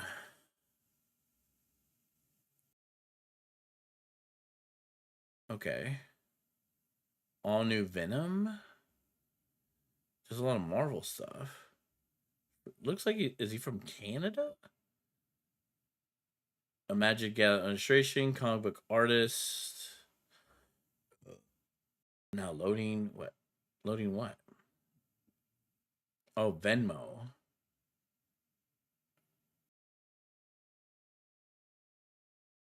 What is he? What is he hawking? He's hawking something. Hold on. T-shirt that we're selling for $20. It's sizes small to triple. Okay, he's hawking something. Anyways, let us go back. So yeah, these are these. Both. I like the utilizing them other and art obviously style, breaking although them, they're right? gonna be Those are the expensive. exciting moments when the characters like pop out and go over those lines. So again, we were really lucky to work with a lot of current Marvel artists who are experts with this stuff. And so these are just, 4 examples. I'm a big fan of that Venom half face, half, so gross. All right, I got another pop quiz for the audience before we move on to the next Pop card. So we said we were quiz. going to reveal another saga. If you're a Spider-Man fan and you hear the word saga, where does your mind go? Clone Saga. Like in unison. Perfect. All right, let's see the Clone Saga. Okay. Yeah, so here's the main Survey set version. 3, We okay. saw Bill Sienkiewicz's art on the Craven Last Hunt. Yeah. Last Hunt saga as well. Bill Sienkiewicz's was a really important artist in the 1980s in comic books. He was one of the first. When your next cast is a creature spell, a certain copy except the copy isn't legendary. Choose a card name. Whenever a creature with the chosen name deals common damage, this turn, okay. People draw a in the card. mainstream comic world to use collage and mimeograph and photorealism and really like play with the art style in a way that nobody had really done before. And he also illustrated magic cards like way back in the In beginning. Antiquity. I mean, in Alliances. Yeah, Alliance, so it's yeah. really exciting to get him back in for this set. Like another one of those Antiquity? perfect I mean, moments Alliance. of things kind of all coming together. It's like, And it we starts have with an A. showcase panel versions of this as well. Yeah. Ooh, not sure if I like that art. In the main picture, the bad guy is cloned Spider-Man. The Jackal is cloned Spider-Man. And this is one of my all-time favorite moments in Spider-Man, where we're following Peter Parker as he's trying to figure out all the clones, and then Ben we realize Reilly. that he is a clone. It was a very, for the Spider-Man readers, that's one of my favorite moments. And we did know, by the way, when we started making this set and we decided to do sagas, it was a given that we were doing the Clone Saga, because there was no way in the world we're doing sagas and not doing the Clone Saga. How could we let you all down? You all knew we had to do it. People have bugged me about this online, like, you better be doing the Clone Saga. You We better did. be We doing did. We did. Another thing we did in the collectability space is, of course, this is the Spider-Man set. We had to focus on Spider-Man. Yep. The So Spider-Man set. let's start showing this video that runs through. Okay, we've got Okay. Spectacular Spider-Man in the Yeah. black suit, and So then this whole idea gave us a couple of fun things to do. One was use a bunch of Spider-Mans that weren't in Sensational. the set. Yep. And another is to make And some of which are on the set. Oh, the 6-arm Spider-Man. and to Oh, also God. riff on the idea of like variant Future covers that comic Foundation. books do that people get really excited about, right? So there's 8 different Bombastic Batman. we're going to come back to each one of Yeah, them. The black there's suit. 8 different versions of these. They're all drawn by the same artist, Roberta Ingranata, who totally like knocked it out of the park. Yeah. The All stealth right. suit. Well, let's go through these one by one. So let's move to the Spectacular Spider-Man. Yeah, Okay. so as I was saying, Roberta really understood what we were looking for here because the pose is really important. Knowing we were going to riff it 8 times, we needed the logo on the costume to be really, really visible because they changed from suit to suit. We needed the webbing to be visible, and then we had the same background and the same setting for each card. But the art director working on this project, Aliana Rude, had this amazing idea to change the time of day and the time of year for the background so that the colors could shift card to card even just a little bit more and really like set off the suit colors on each variant. Yeah, we're going to see that as we go through, including on our next one, which, Mark, I know is one of your favorites, which is Yes, the black. yes. I think this is one of my favorites. So one of the things that's real fun as a Spider-Man fan is just there's so many great moments. So Secret Wars was an event that happened many years ago. This character called the Beyonder took a whole bunch of heroes and villains and took them to fight each other. But while they were there, Spider-Man got this black suit. And then for quite a while, he wore the black suit, and then something was weird going on, so he decided to go get it checked out by Reed Richards. And then Reed Richards like, it's alive. And I remember that just blew my mind. So the suit would turn into Venom. That's where Venom came from, that he Okay. was alive. And the fact that Spider-Man rejected him is what made Venom now got angry at Spider-Man. So. Yeah. All right, next up we have Spider Armor Mark 1. Beautiful. The disco suit. Disco In suit. springtime, I love the juxtaposition of the delicate flower petals with the shiny bulletproof armor. Next up, a personal favorite of mine is the stealth suit. Yeah, this is a really cool one. This one's at night, right? Which is a great way to, if night is in New York City, which is a bright time in New York still, it's a great way to set off the colors of that black suit. All right, and then we have the sensational suit. Clone Ben Reilly, looking very, very cool. That Spidey logo going all the way down. And the half-color boots, big fan of that. And then we start getting a little weird with the 6 arms. Right? The grossest one of the set, Yeah. clearly. Don't take random serums. Like my first ever body should've known that by horror, body Mark, dysmorphia, body. these I last still two, get like I'm gonna let grossed you out by take it, these last Oh, two. sure. especially with the Fox so- Spider-Man. Apparently, all my stories involve the Fantastic Four. So there's a period in time where Johnny Storm died, although, spoilers, he didn't. But Spider-Man joined the Fantastic Four. And while he was in the Fantastic Four, they made a special suit, what they call the Future Foundation suit, which was his white suit, which I always really liked. And it matched, the rest of the Fantastic Four had white suits as well. But anyway, I've always liked this suit. It's one of my favorite suits. That was a good. Johnny went like a then- G. The audience's favorite. Yes.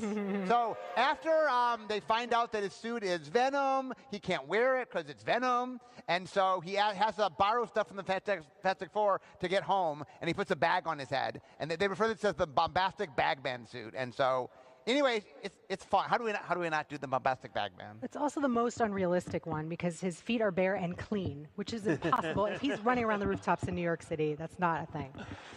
It's true. Very true. We knew you'd like this one. And so while we're talking about collectability, we've got something to share that we're really excited about. Let's put this up on the screen. We've got a comic to give away with an exclusive cover featuring Bagman.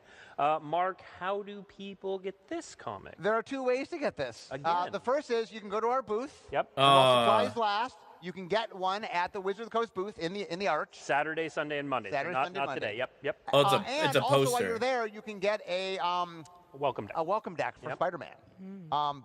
The second way to get it is, of course, to be right here. So when you leave, there's both the card and the comic. So Absolutely. We're glad you're here. All right. So let's hear a little bit. Who is excited for this set from what they've seen so far? Okay. That's what I like to hear. Okay. So There's some empty seats. we're going to tell you how to enjoy it. We're going to tell you when to enjoy it. So we're going to throw some dates up on the screen. Mark your calendars. Mark your the calendars. Magic the Gathering Marvel Spider-Man debut it's today. It's right now. You're here. You're watching it. That's this thing. Previews start next week. We're going to do them all week. We're going to have the full card image gallery. That's going to be the full set. Is going to be revealed on dailymtg.com again throughout the week and on September 5th.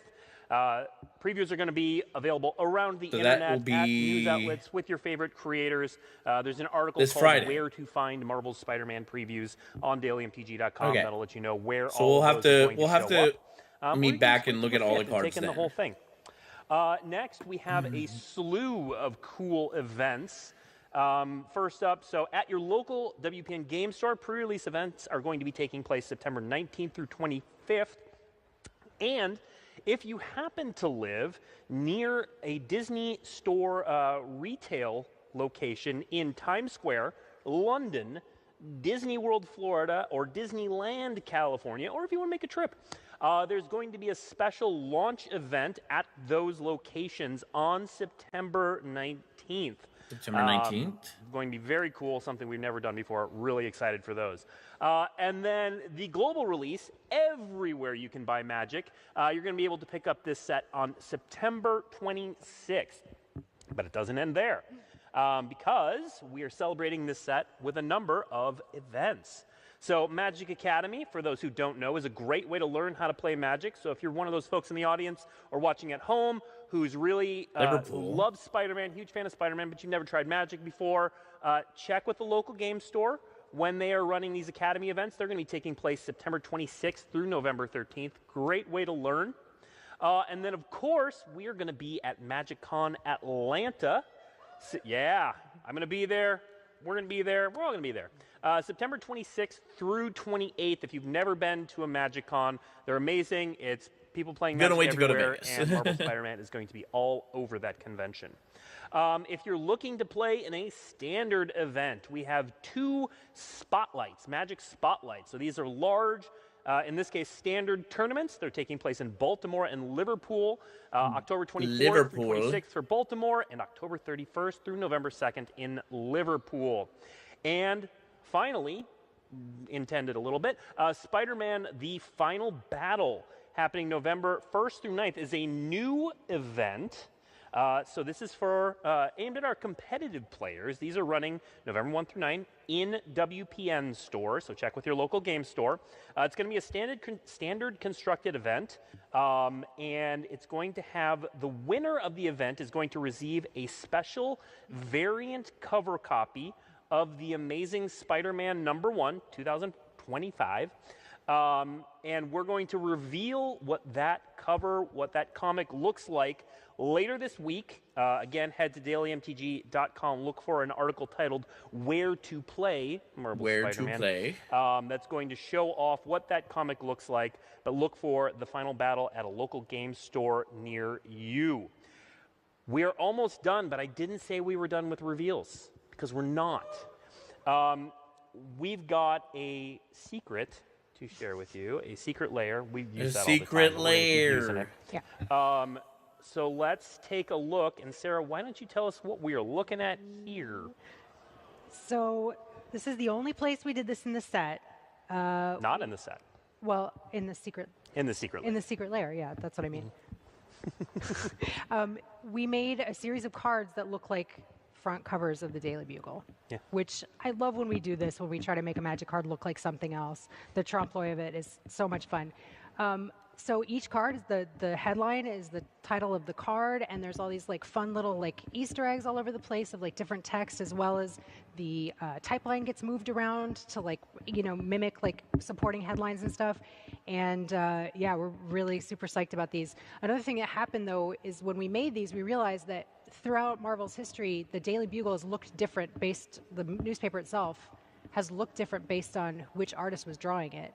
And we realized even within the Magic set, we had it looking different. So once we created this set, we kind of retconned our own art to make it all look like this. So there was continuity through the set. Oh, so in the main set, when you see the Daily Bugle in art, it's going to look like that. Very cool. Yeah, yeah.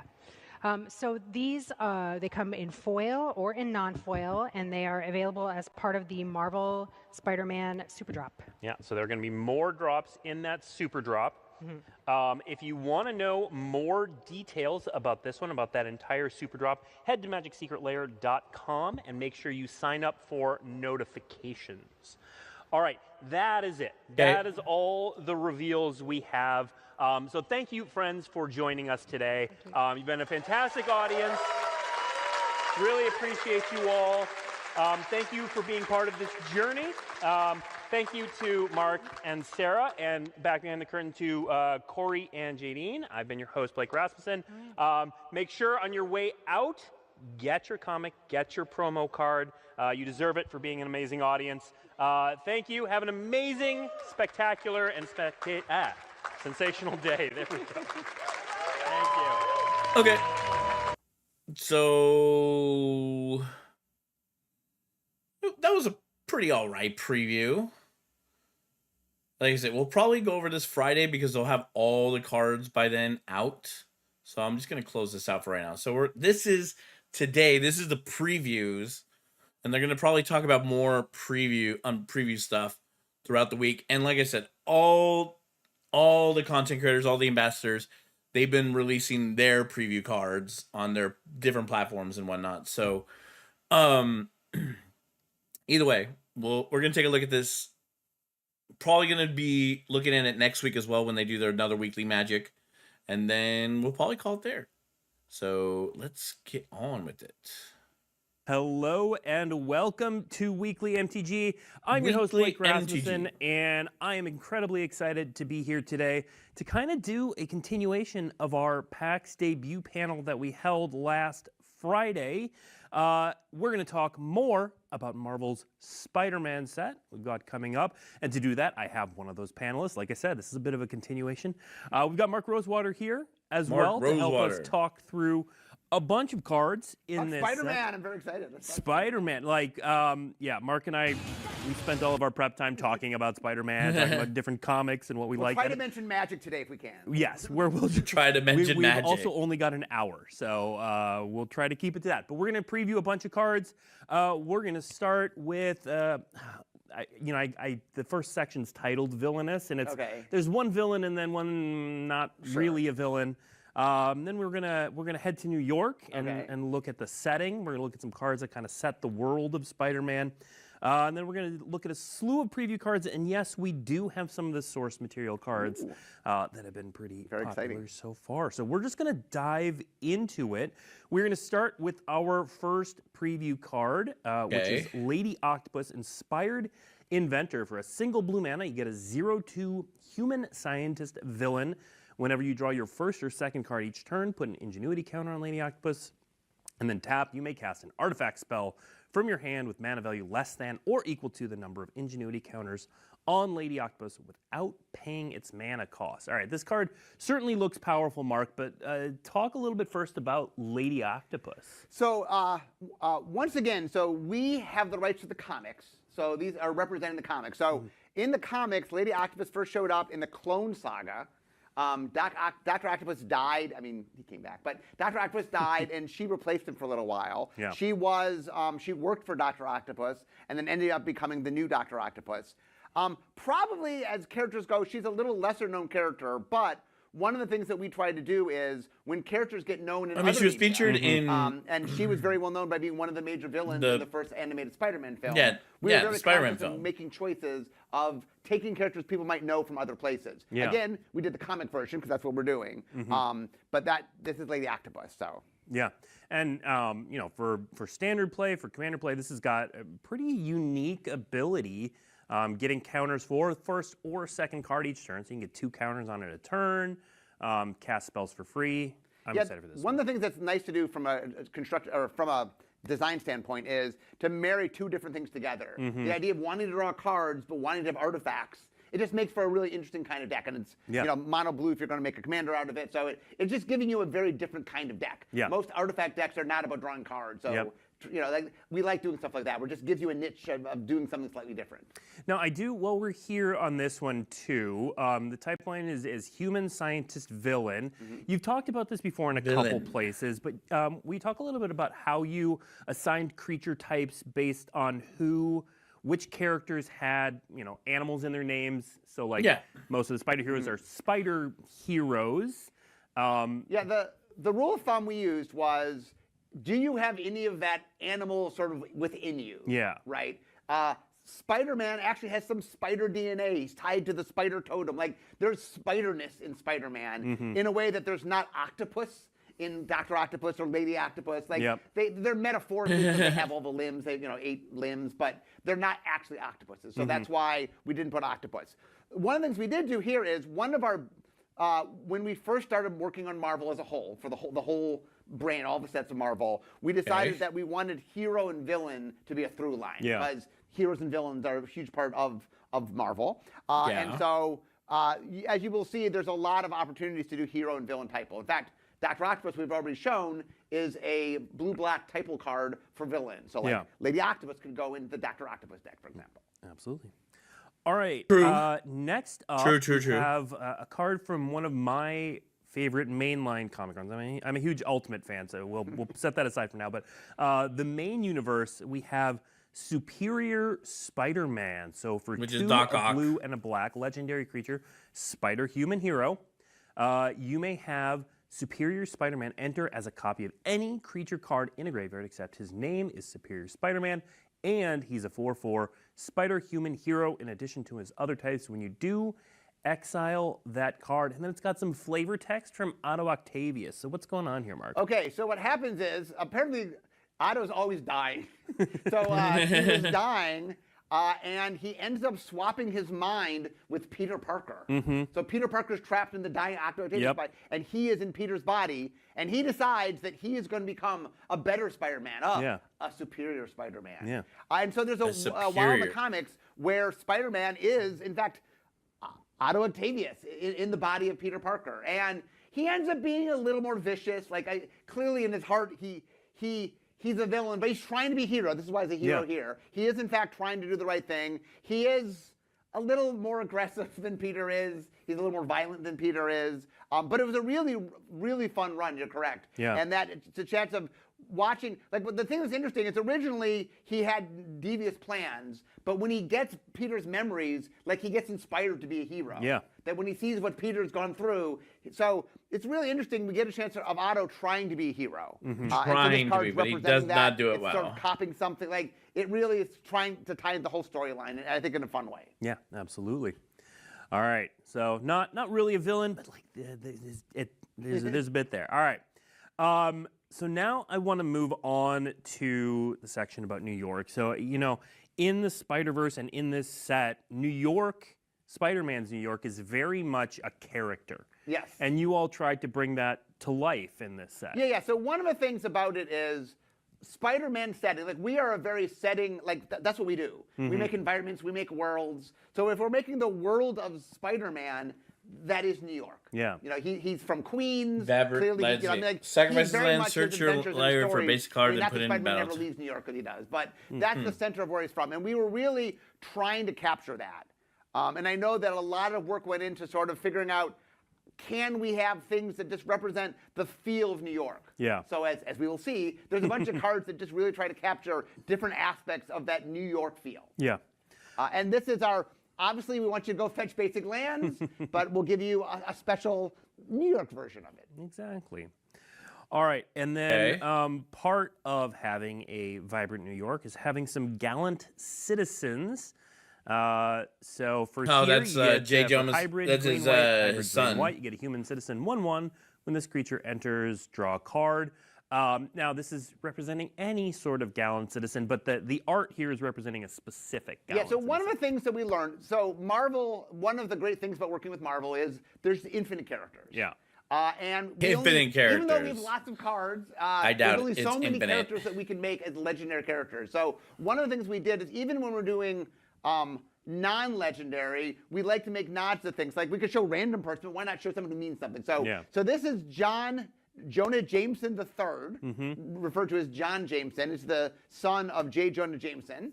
He's an astronaut. Yep. He goes to space, and he gets turned into a werewolf. So Man-Wolf is not in this set, but we did do, there are 4 figures we made in conjunction with Hasbro, and they come with cards.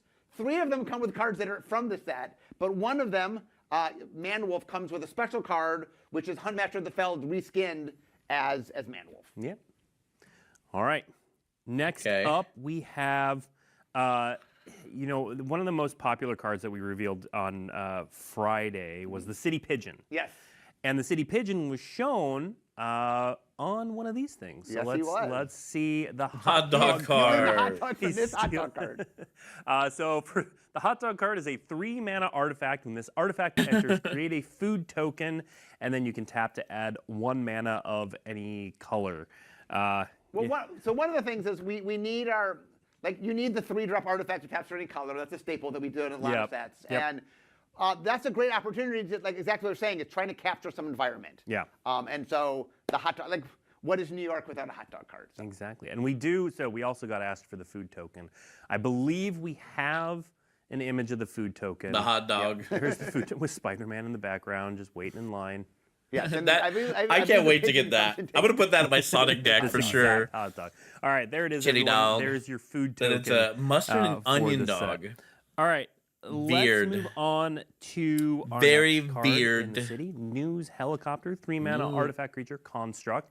1/1 fly. really? When this creature enters, create a 1/1 green and white human citizen creature token.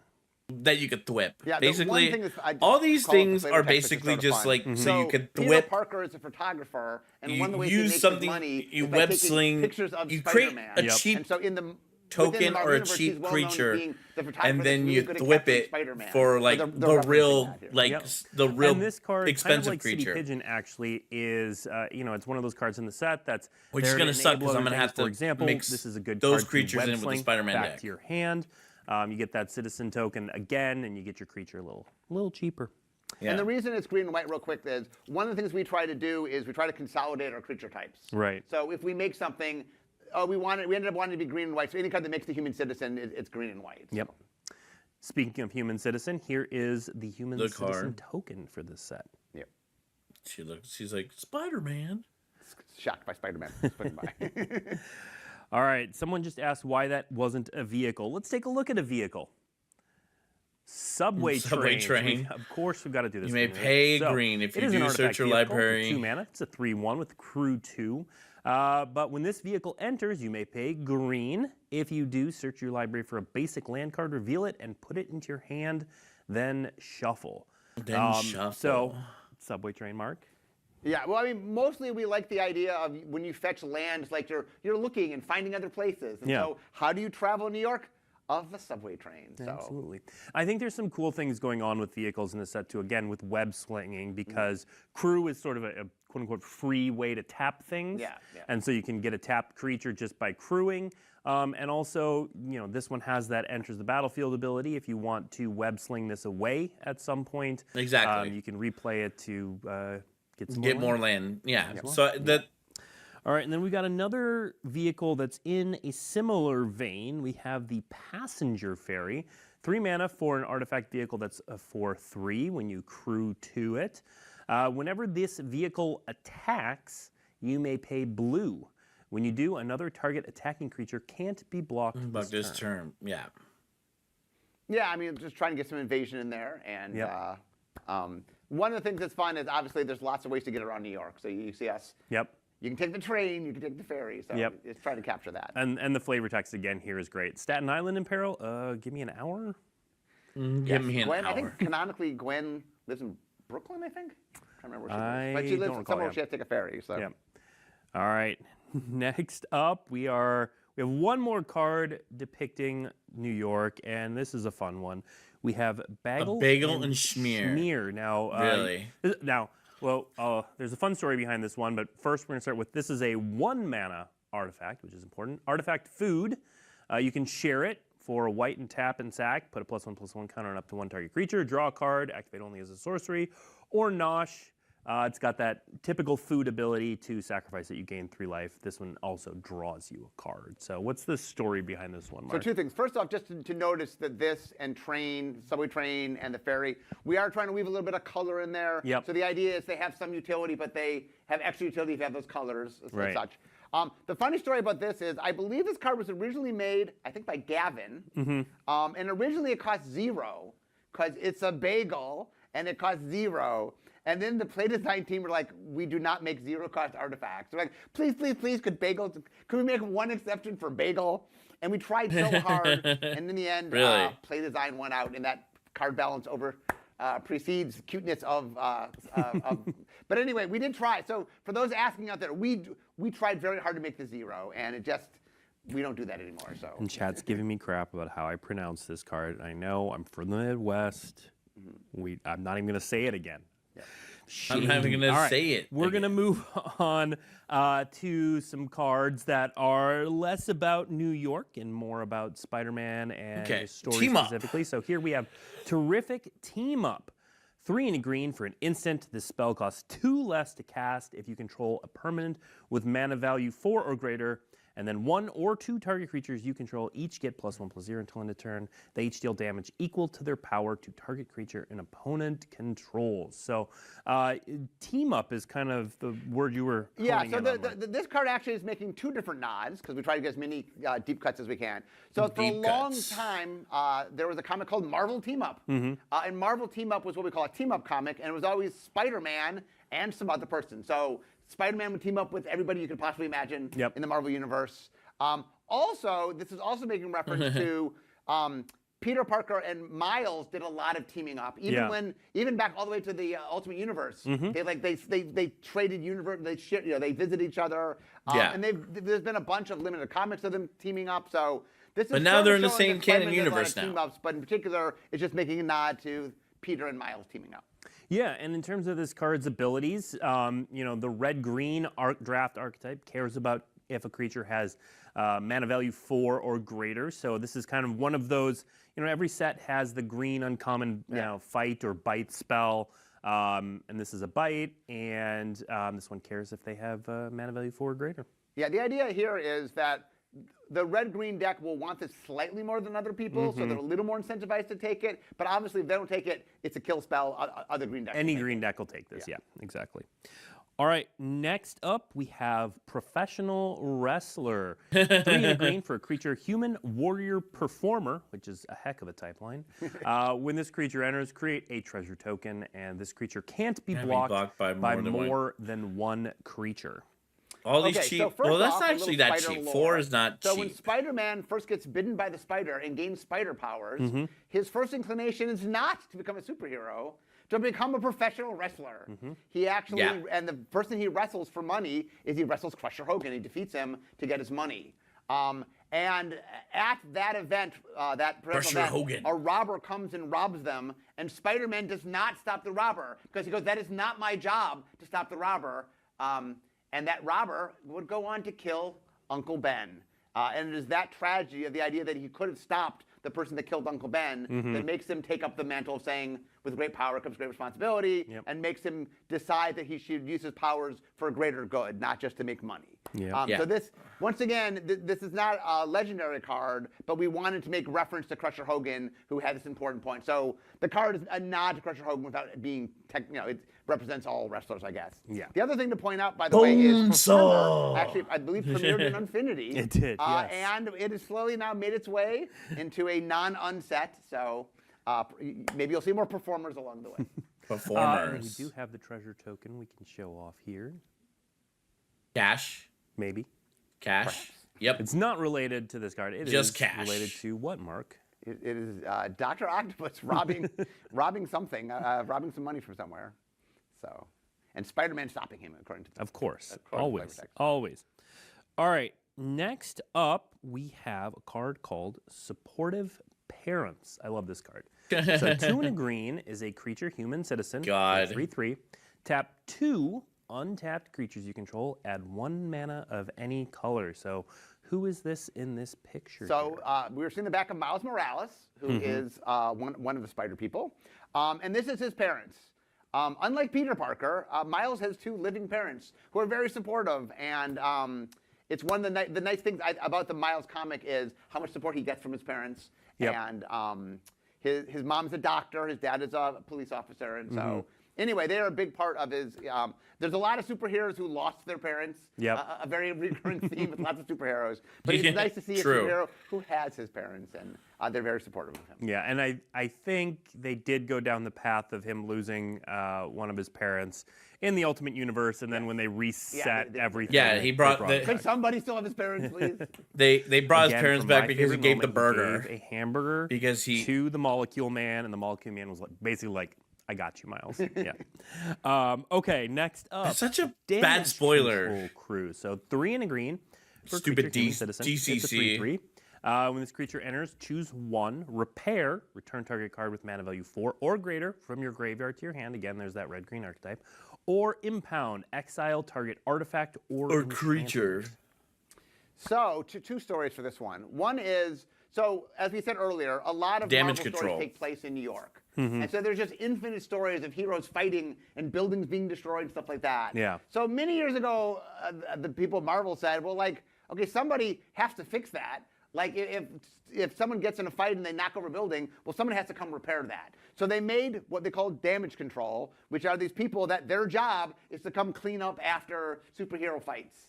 And it's the kind of thing that went on in the background, and then eventually they started referencing it. So how do we not have, we thought it'd be great to reference the damage control since they're the people that clean up. My other story that's very funny is, so I'm what's called a SME, which is a subject matter expert. So one of my jobs is I have to read the file and just double checking things. And so when they did names and flavor text, they had me read it. So originally this said, we got 30 minutes until Spider's webbing dissolves. I need engineers on site now. And actually, his web does not dissolve in 30 minutes. So it dissolves in 2 hours. My contribution to this card. All right, we've got a couple more of these before we get to the source material. Next up is a fun one. We have the Spider-Mobile. For 3 mana, you get an artifact vehicle. It's a 3/3 with trample when you crew it for 2, and when this vehicle attacks or blocks, It gets With Johnny +1/+1 Storm's help, for Spider-Man for took each an alternate spider you vehicle to the next control. level. So this is from the Okay. 70s. There was a run in comics where everybody got cars for some reason. And so anyway, in the story, I believe like this car company wants Spider-Man to make a car, and Peter needs the money, so he makes a car with help of Human Torch, I believe, because Johnny's really into cars. And then at the end of the day, because of Mysterio, the car goes in the river, and then he owes them the car, but he doesn't have the car. And anyway, so it's a very silly thing. The car can drive up, it can stick to buildings and things, so it can drive up buildings. So Funny. we like to one Very of the fun funny. things about doing stuff like Marvel is there are a lot of very serious things we do, but there's some silly things. Yeah. And so we decided. I know Serious early on when we versus were figuring silly. out what to do. I think Spider-Man. We got to do this. I think the whole set is pretty silly, but All in right. a good way. And then our last new card of the day, but a good one because it is Spider Sense. So this is Yes. 1 in a blue for an instant that lets you counter target instant spell, sorcery spell, or triggered ability, but it has web slinging, which I don't believe, Mark, that we've seen on a non-creature yet. I don't think we've seen that. No. This is really cool. It allows you to have a spell that you can make cheaper by bouncing a tapped creature. And so, and once again, it's only 1 mana cheaper, but that can matter quite a bit Yep. when you're trying to counter something A you need. And so, a the 1 Spider cost Sense, for those who are counter that you unaware, just tap back in your Spider-Man hand. has multiple That's gonna be superpowers, many of which dangerous. mimic a spider. I'm not sure why Spider Sense comes from spiders, but he has the ability to sense danger. Yeah. In fact, this is a very famous scene that we're showing right here. He's fighting the Green Goblin. The Green Goblin is trying to hit him with his glider. Yeah. Because he has Spider Sense, he dives out of the way. And 2 seconds later, that is going to impale Green Goblin. So once again, we try to do a lot of deep cuts. This is not just a random scene. This is a very famous scene from a very pinnacle moment. For those, we're trying to get the deep cuts where we Buy can. a box Yeah. promo. Well, and this card also has, as you can see on the right, a buy a box promo version. So if you purchase a box, play boosters or collector boosters from your local WPN participating game store, while supplies last, you can pick up the buy a box promo version of this. And the buy box promo does have just a real quick thing on the art. One of the gimmicks many, many years ago is they would do this thing where they wanted to show expression on Spider-Man's face, but he has a mask on. So they would do this half thing where they would show you underneath his mask so you could see his expression. So anyway, we're making a nod to that. Perfect. Dude, All right. Cool. Next up, we're going to go through source material cards. So, Mark, for those who didn't catch it, can you talk? So here's Thrill of Possibility. Before we get Thrill to of talking about this Possibility. specific card, what is the source material bonus sheet? So the bonus sheet is Wizards is well known for our amazing art, but we are partnering with Marvel, also well known for their amazing art. And so we Yes. wanted to have an opportunity to show off all Said the that cool Friday. Spider-Man art from the history of time. And so what we did is we made a bonus sheet. These are all reprinted cards that have new art on them, and all the new art, full frame, is source material art, actual art from the comics. Yeah. So what's going on with Thrill of Possibility here? This is Miles during one of the. There's a lot of stories about the Spider-Verse. Spider-Verse, and this is one of the Spider-Verse stories. And you can see all the different spider people from different places. Yep. All right. Next up, we have Arasta of the Endless Web, also known as Master Weaver Web Protector. So one of the things that happen, there's so many characters. Forget Marvel as a whole. Just Spider-Man. There's so many characters that we couldn't even fit all of them in the set. Yep. So this is a good example of here's a less major character, a more minor character. There's a whole thing about the spider totem and the web of life that connects everybody. The Master Weaver is the person who makes it. It's a role, so different people become. This is a specific Master Weaver. The other interesting thing about this Master Weaver is his name is Karn, K-A-R-N. Yep. So, anyway, I thought it was cool. All right, next up we have a pretty cool one. So this is some older art found on Winds of Chains. So I think back in the 80s, 90s, when was the first Secret War? I don't remember. So the 80s. The very first Secret War, basically what happens is they wanted to have a comic where all the heroes and villains fought each other. So this character named the Beyonder takes all our famous heroes and villains and transports them across the galaxy so they could fight for whatever reason. They were on this alien planet. While there, Spider-Man finds this machine that makes him a brand new outfit. And so I believe this is from a really early comic where he started wearing the new outfit. This is mimicking his pose from Amazing Fantasy 15, which is the premiere, the first time Spider-Man ever showed up. Yeah. Obviously, same pose. He's different. The kids are with him rather than the one guy. And he has the new suit. But anyway, this is from the comic that was making reference to that. For those that don't know, that suit will later go on to be alive. It's Venom. This is where Venom comes from. That suit was actually a symbiote, which Peter didn't know at first. No. And the reader didn't know at first. And the reader didn't know. It was very exciting what happened. So. All right, speaking of Venom, we have our final preview card of the day from the source material sheet. We have Opposition Agent. Featuring... Agent... Who, Mark? Agent Venom. This is Anti-Venom. Agent Venom. Agent Venom. Agent Venom. He is a good guy with a symbiote. And the human rogue. To show the fun of our design, underneath that outfit is Flash Gordon. Flash Thompson. Flash Thompson. Mixing my words up today. Flash Thompson, a longtime ally of Peter Parker. And friend. But you control your opponent. You control your opponents while they're searching their library. Eventually, while an opponent is searching their library, they exile each card they seen find. A few you versions may play of those cards as long as they remain exiled. We have the main set, and common, you may spend mana as though. Then we have an actual Agent Venom in the main set. Also has Flash and of course Opposition Agent.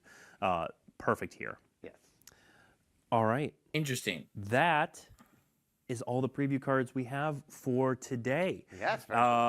Mark, any last thoughts on anything we saw today? Well, one of the things I'm hoping you're seeing today is the amount of time and attention to Spider-Man, to the past of Spider-Man. I mean, there's, like I said, we saw lots and lots of deep cuts today. As you see as the set comes out and you're looking through all the cards, look at the background, like a lot of energy was spent to make sure the Spider-Man fans got everything they could. They got everything they could. As a Spider-Man fan, it's very fun to see the set. There's just so much there. And so, anyway, I hope you guys enjoy playing it as much as we like making it, because it was super fun to make. Absolutely.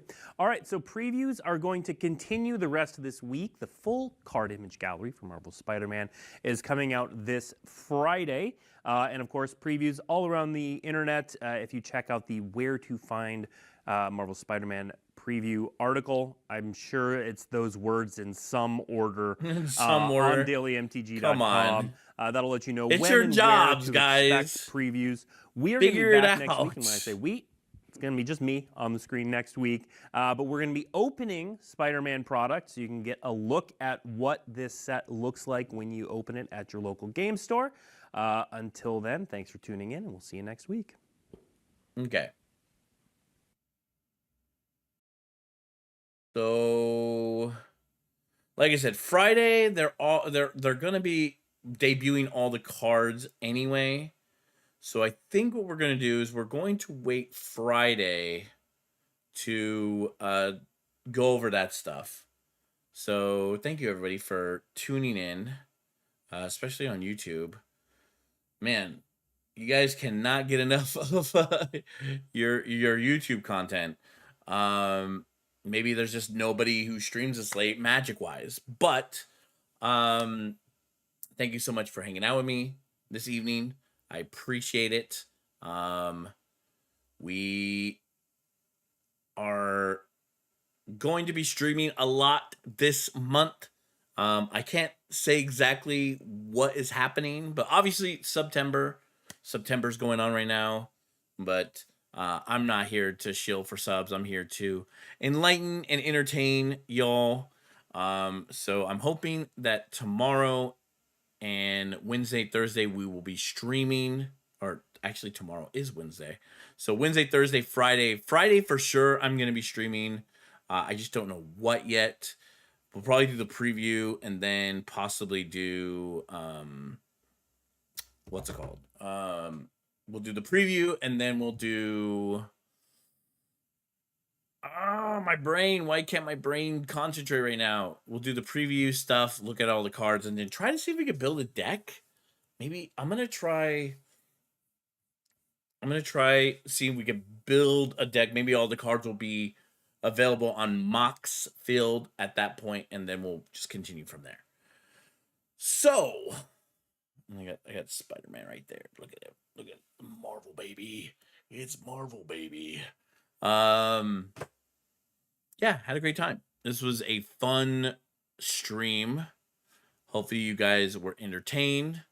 If you're watching later on YouTube, thank you so much for taking the time to click in. Be sure to hit that subscribe button. We'll be doing more Magic content throughout this preview season. I'm gonna also try to see if I can get a stream going at my locals. Last time I tried I tried using my phone, but it just wanted to do IRL stream.